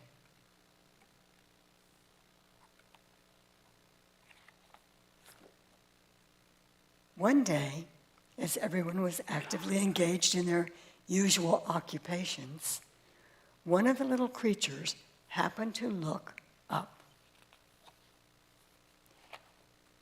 He was fascinated to see a brilliant light shimmering high above him, and he was curious as to what it was or where it came from. It was so beautiful. He continued with his daily chores, but every so often he would look up again. And sure enough, the light was still there. It made him feel so good, just seeing it there. But it also piqued his curiosity as to what it might be. As he was rustling around in the pond grasses for food one day, he bumped into a large, stiff reed, which seemed to grow straight up to that mysterious light. He walked around the reed to see if it was sturdy, and it seemed to be. Then he looked at his fellow creatures, who didn't seem to be paying any attention to him. So he quickly made his decision. He was going to climb this stalk as high as it would take him to see if he could reach that beautiful light. He started his climb rather apprehensively, moving slowly and quietly so as not to attract attention. Once he began the climb, he put all of his focus on planting his feet firmly so he wouldn't slip and fall. He kept his eyes on the light and climbed steadily up and up and up. He was totally engrossed in what he was doing when he heard faint voices from below, pleading with him not to do it. They cried, "Please, friend, come back. We've seen others try this before, and they always fall back down dead. You'll never make it alive. Stay with us." But it was too late now. He was so far up, and the higher he climbed, the more peaceful and wonderful he felt. So he kept on going, higher and higher. When he looked down again, he could hardly see his friends anymore, and the light seemed to brighten everything around him. He felt so warm and comfortable. He had never felt so exhilarated before. He continued to climb, beginning to realize that it really was a long way up to the top. He was beginning to tire a bit, but was even more determined than ever to finish his climb. Soon he came to what seemed to be a little water barrier, but as he pushed through, he noticed that he was above his water home and had entered another dimension. There was air all around him, which seemed to be drying his body very quickly. He was somewhat tired from his long climb, and even though the light was still higher, he could feel the warmth and comfort of its rays. He clung tightly to the reed and gently fell asleep to rest for a while. As he rested, his water body began to crack down the middle, and the crack got wider and wider. He felt no pain at all as he continued to sleep off his exhaustion. When he was finally rested, he awoke to something totally new to him. He saw colors, creatures, and scenes he had never known existed before. Everything was light, fresh, and beautiful. He now realized that his old body no longer fit him. It was hard and would no longer move for him as it used to. So he started to wiggle and pull and shift until he was out of that old body and free. Now he was an entirely different looking creature with supple body and wings. As he flew away from the reed to try out his new apparatus, he saw his old shell drop off the perch and fall back down into the water that he had come from. It was okay with him. He was in a whole new world, living and flying free as the wind, and it was wonderful. There was so much to do and see and learn. But back at the bottom of the pond, as one of his friends was passing by the reed stalk, he found the worn-out old shell of his buddy, and he began to cry and mourn the death of his friend. He sounded the alarm that their adventurous companion had died.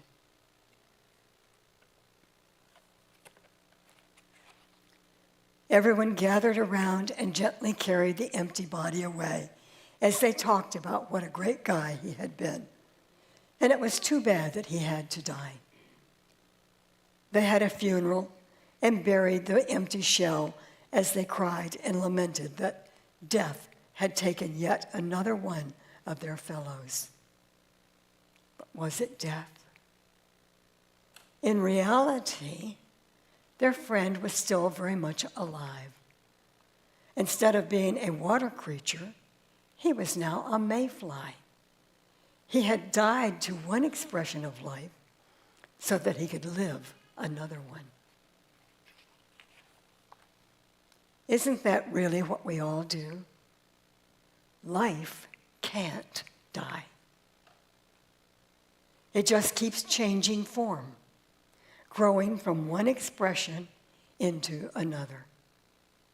He had to leave the womb, our water home, in order to be born. Is that a form of death or life? We gave up the body of a baby to become a child. We gave up the childish form to become a teenager, and the teenager became the adult. We are constantly growing until we leave this plane that we know as our earthly existence to become a freer, more enlightened being in a different form. There is no death, only ongoing life. And this is what we all get to experience someday. And Dwight has gone before us, showing us the way to live freely right now. Not later on, but right now. To live fully. Getting from life all that it has to give, and it gives it freely. And to give to life the attention that it deserves, because we are amazing beings. I thank you all for being here, for honoring Dwight's life, thereby honoring your own life. Thank you.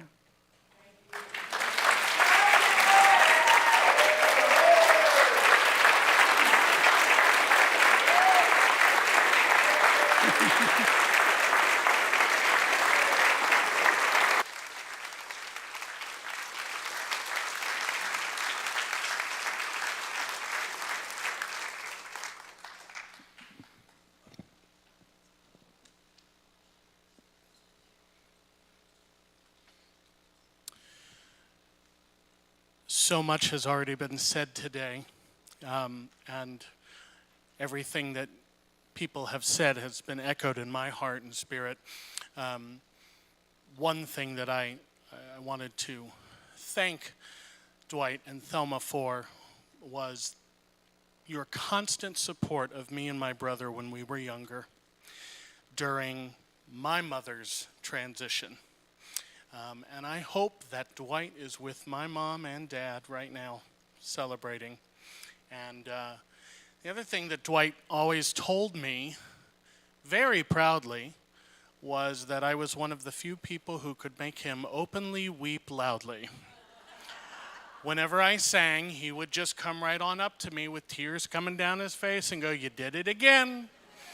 And he came to see me in a lot of productions during my lifetime, and I hope he will continue to come see me perform. So this last song I'm going to do for Dwight is a request by Thelma. Frank Sinatra was not available today to come and sing, so I was the next best thing. It was that or Beyonce, and we know she's busy. So I'm going to do a song that I think will be very familiar to a lot of you. I changed a couple of words to make it special for Dwight. And this is My Way by Frank Sinatra. And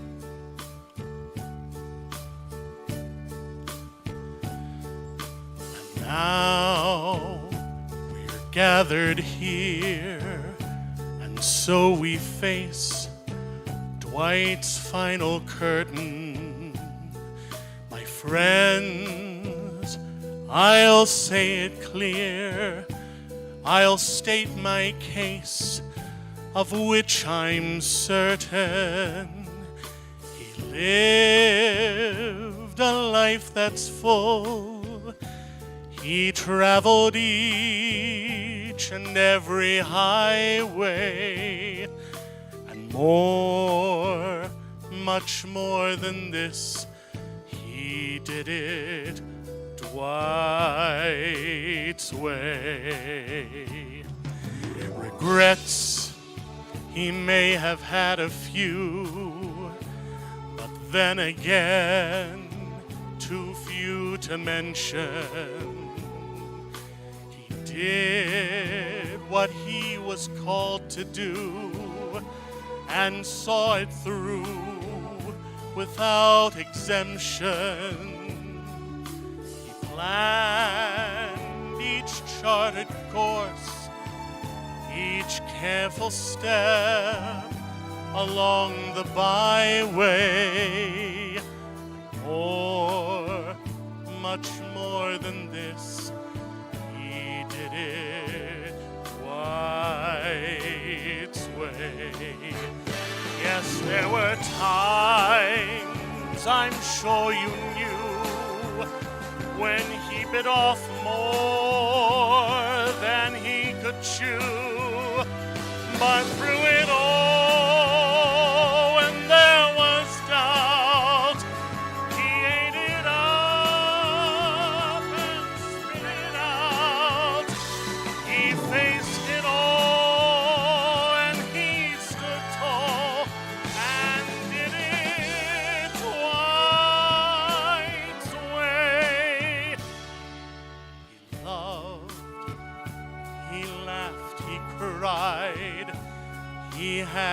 fill his share of losing. And now, as tears subside, I'm sure he finds this all amusing. To think he did all that, and may I say, not in a shy way.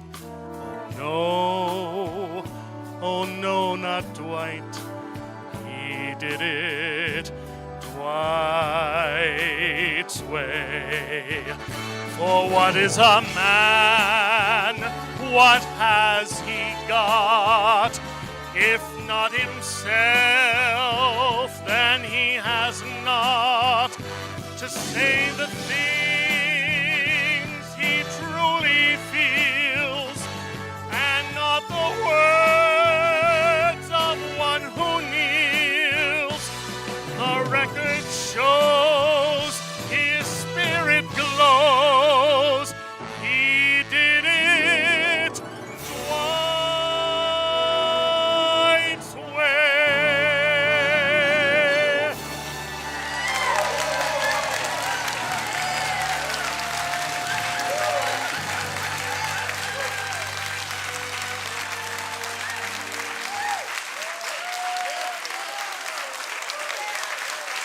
Yes, it was Dwight's way. Thank you.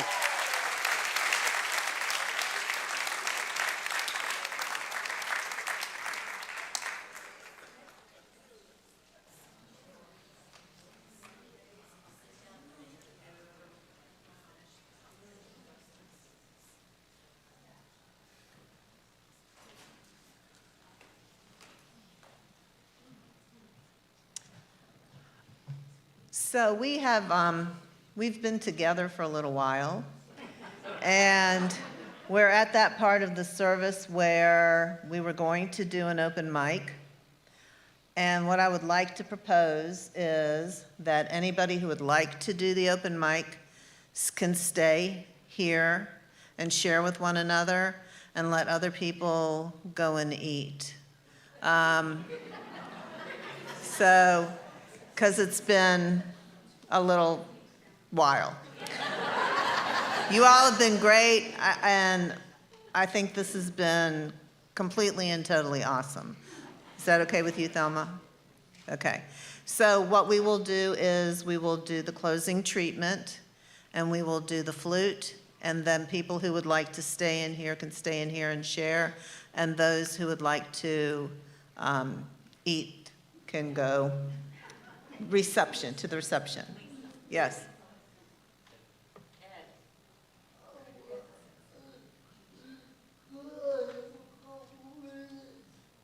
Sure. When? Right now? Okay. Lisa? Yes. Could we have a time limit on it just for the sound team? Sure. So what do you want? What's reasonable? 15 minutes? Okay. All right. Thank you. Lisa, can you hand him a mic?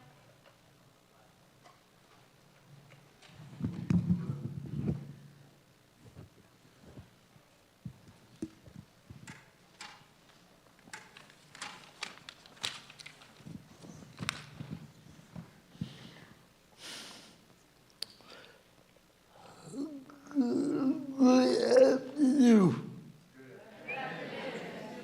I would like to share a couple things about J.C. Smith.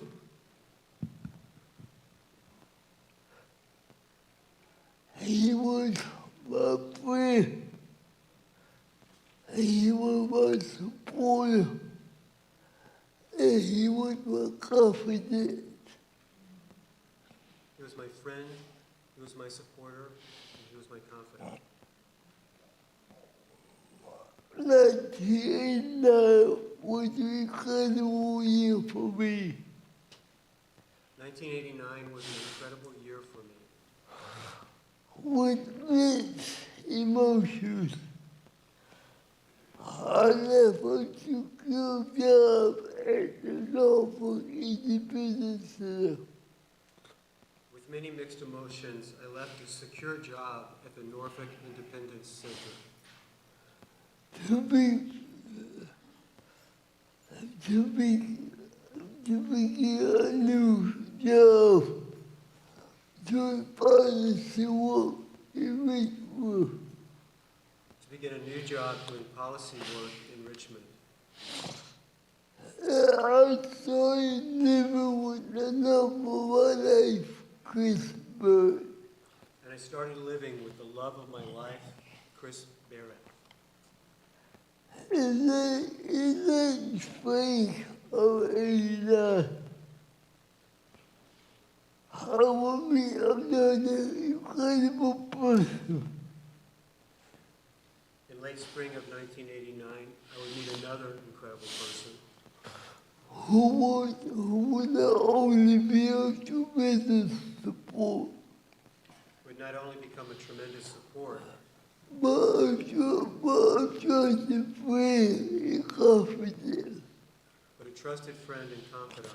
During my 27 years in Richmond, During my 27 years in Richmond,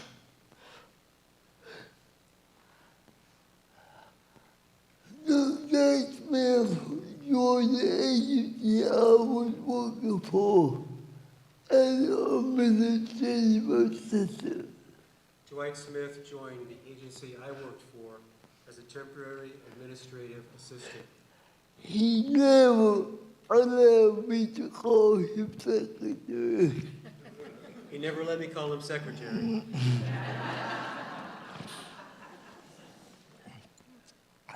He assisted Chris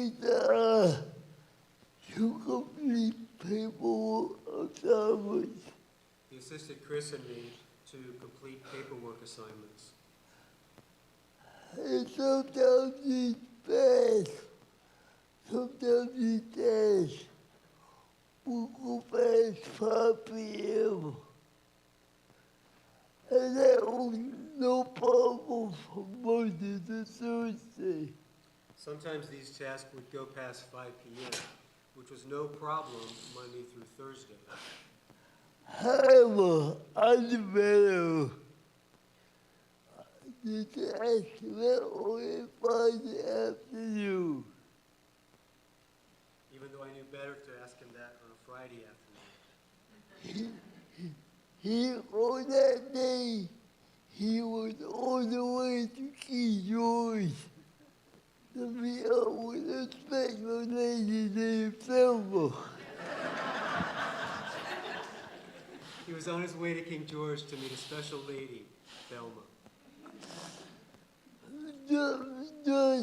Just began an incredible friendship that was spanned 27 years. That began an incredible friendship that would span 33 years. After his temporary assignment, he would go on to devote full time to his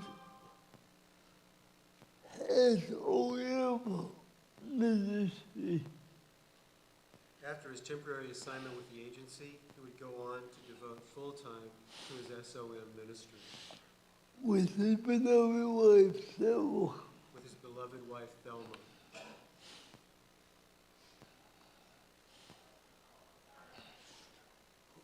We could now lay off from the agency. When Chris and I were laid off by the agency, We launched our own consulting and training business. we launched our own consulting and training business.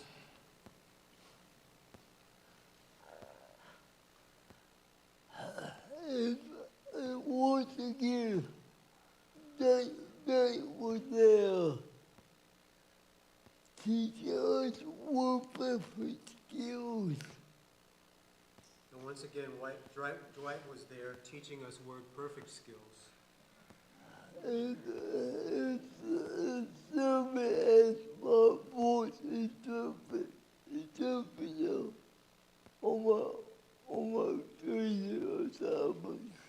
He also became my voice interpreter in many training assignments.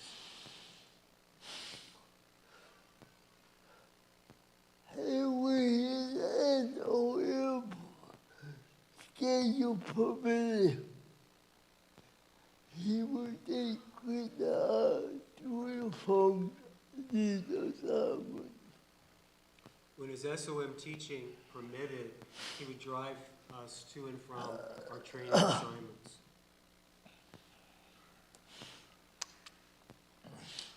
I remember one time he had the opportunity to interpret for Chris a very stressful legal situation.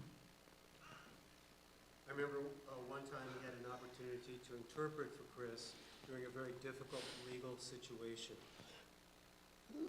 Chris had suffered discriminatory act by the allies. Chris had suffered a discriminatory act by United Airlines. It was being disposed by the allies attorney who were very ruthless. He was being deposed by the airline's attorney who was being very ruthless. They always have problems understanding Chris and struggle not to put words in Chris's mouth. Dwight always had problems understanding Chris, and he struggled not to put words in Chris's mouth.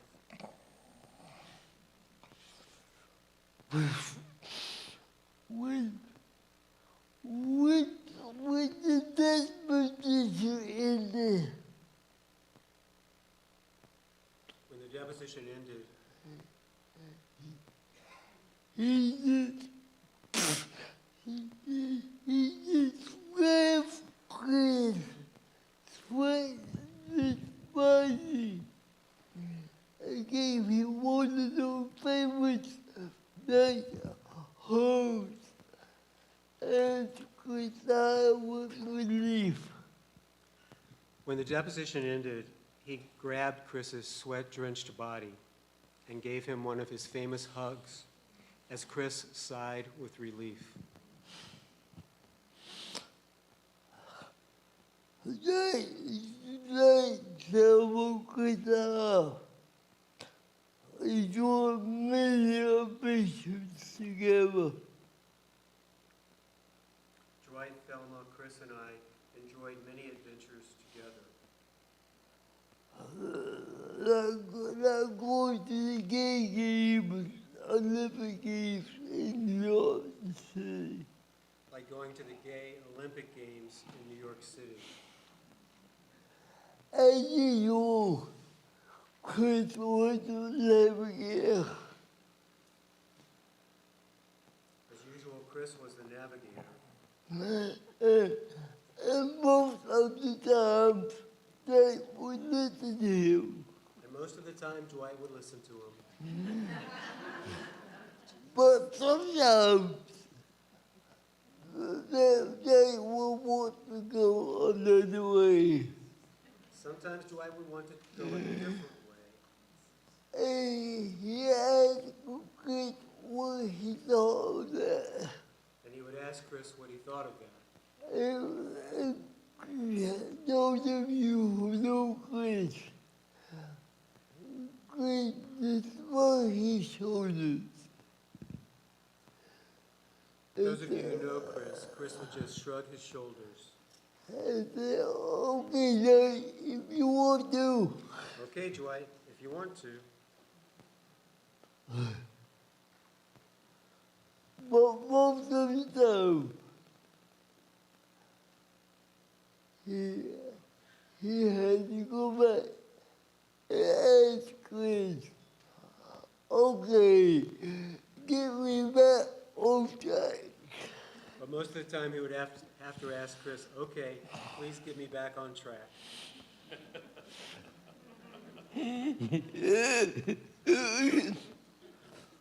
Although we always enjoy our adventures together, Although we always enjoyed all of our adventures together, I think what we enjoyed the most I think what we enjoyed the most is having dinner together at the Pickles. was having dinner together at Topeka's, Our favorite steakhouse. our favorite steakhouse. Many times, someone's mom would join us. Many times, Thelma's mom would join us. And because she was hearing impaired, And because she was hearing impaired, that took the time to write her notes. Dwight took the time to write her notes So she would understand what Chris and I were saying. so she would understand what Chris and I were saying. This was another demonstration of that love and sensitivity. This was another demonstration of Dwight's love and sensitivity. Having sensitivity to disability was very important to him. Having sensitivity to disability was very important to him. After serving as my voice interpreter at many state government or political training events, After serving as my voice interpreter at many state government and political training events, he decided to incorporate disability sensitivity into his SOM training. he decided to incorporate disability sensitivity training into his SOM trainings. Every 2 or 3 years, he would ask me to deliver that training to his classes. And every 2 or 3 years, he would ask me to deliver that training to his classes.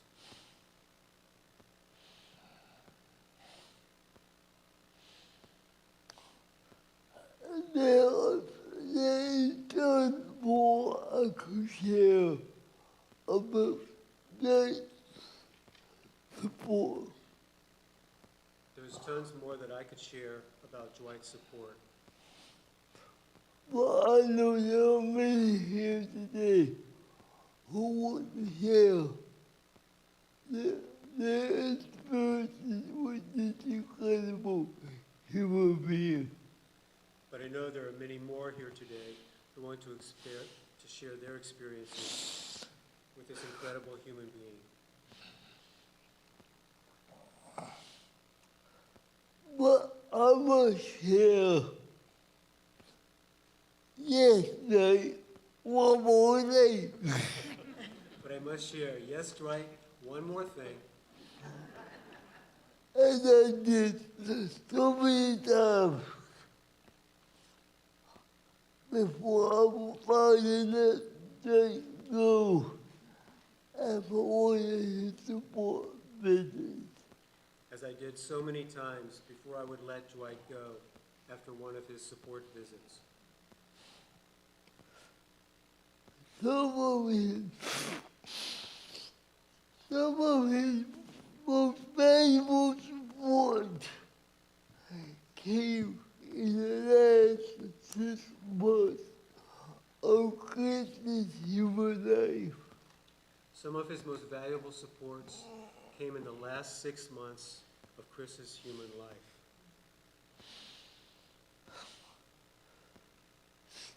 Several mornings, Chris would be too weak to be able to get up into his wheelchair because of a brain tumor. Several mornings, Chris was too weak to get up out of his bed into his wheelchair because of a brain tumor. And I would come about 6 a.m. in the morning and tell him Chris will have a problem getting up. I would call him about 6 o'clock in the morning to tell him that Chris was having trouble getting up. He was at our door in 30 minutes. He was at our door in 30 minutes. This not only allowed me to be professionally fit for my day, but one day in the government office.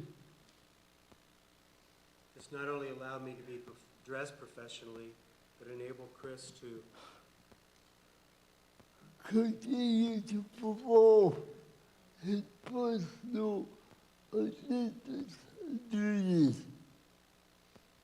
allowed Chris to perform his professional assistant duties, which was so important to Chris which were so important to Chris during his last days. during his last days.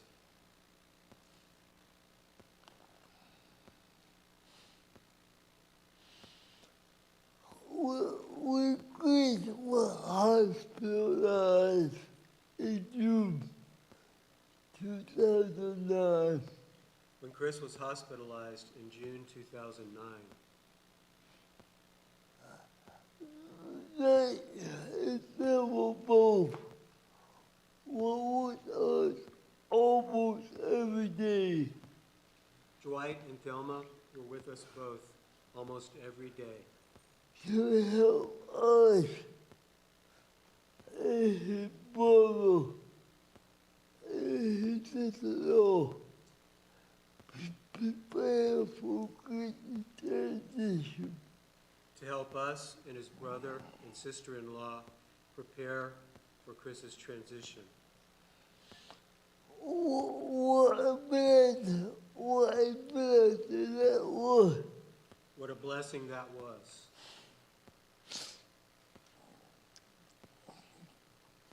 When someone called me to tell me they had transitioned, When Thelma called to tell me Dwight had transitioned,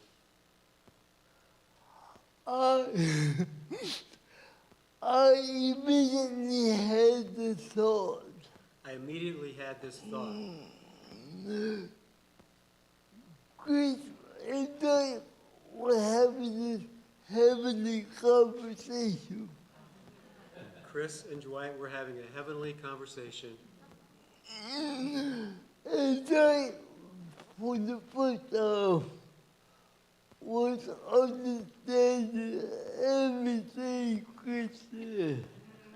and Dwight, for the first time, was understanding everything Chris said.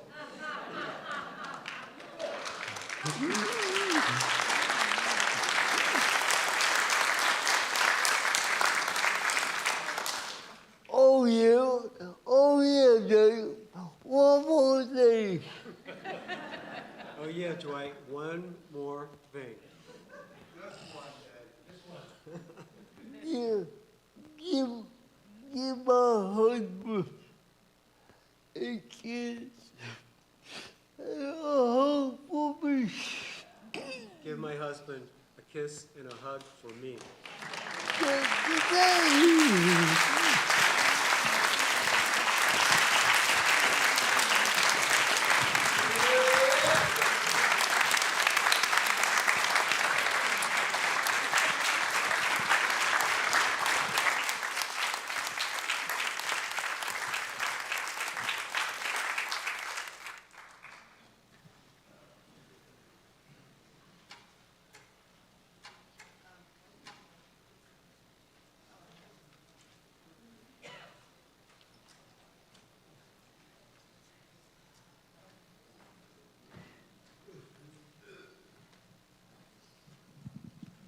Good afternoon, everybody.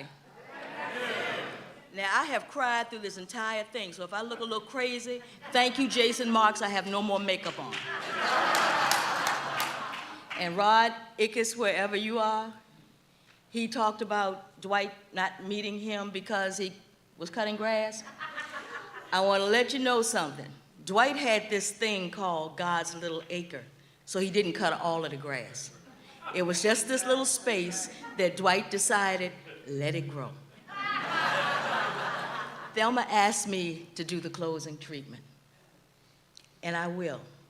But since I've been sitting here, this is not going to be my regular Science of Mind closing treatment because I would like for you all to experience something.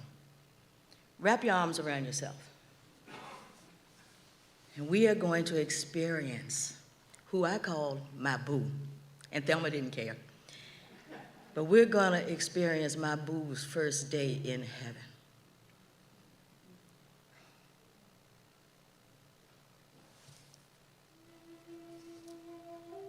We all know that Dwight was a Jesus man. And we all know that he loved from the bottom of his heart. But this, can't you imagine him? Imagine him actually being where he all taught us was waiting for us. And after seeing everybody and seeing everything that he taught us about, to turn in the essence of Dwight Colby Smith, the consciousness of Dwight Colby Smith, actually felt the brightest essence, the brightest light, the brightest energy walking toward him. And when he turned, he looked into the face of his beloved Jesus. And you know what Dwight would say? Whoa, dude. Jesus coming toward him with his arms outstretched, waiting for a customary Dwight hug. And as he melted into this energy, he understood what our Science of Mind treatment really is about. He recognized this energy. He unified with it and melted into it, knowing that now he is truly one with this energy. We all are. And if Dwight could do one more thing, and that was Dwight, because he would push the button. When Christ asked him, what is it that you would have me to do? What is it that you want to do? And I can imagine him saying this: I want you to give the people that I left behind this wisdom and this feeling and this energy of love that I'm feeling right now. I want them to be able to understand what I'm feeling right now and to know that this is right there for them. I want you to give it to them so that they can see with the eye behind the eye, hear with the ear behind the ear, speak from their lips your words that were so ingrained in their hearts, so that they can walk where you tell them to walk, so that they can work with the hands, the work that they're doing, but as for you. And so that nothing stops the joy that they have. Let them know that the joy that the sadness that they feel right now will be eradicated. And I claim and affirm that with Dwight. I claim that whatever we feel, whenever we feel a tear, whenever we feel anything that's sadness, we flip it, because that's who Dwight Colby Smith was, is, and always will be. He is now an ascended elder. He is now with our soul groups. He is now with every friend that ever left ahead of us. And we have one more voice talking to God himself for us. That voice is so sweet, but loud Squeeze yourself a little tighter. Feel that energy. Feel that. I claim and affirm for all of us our own little bit of Dwightness. I speak these words as one with the Christ from the invitation of the Christ. And I say, and so it is. Amen, Ashe, amen.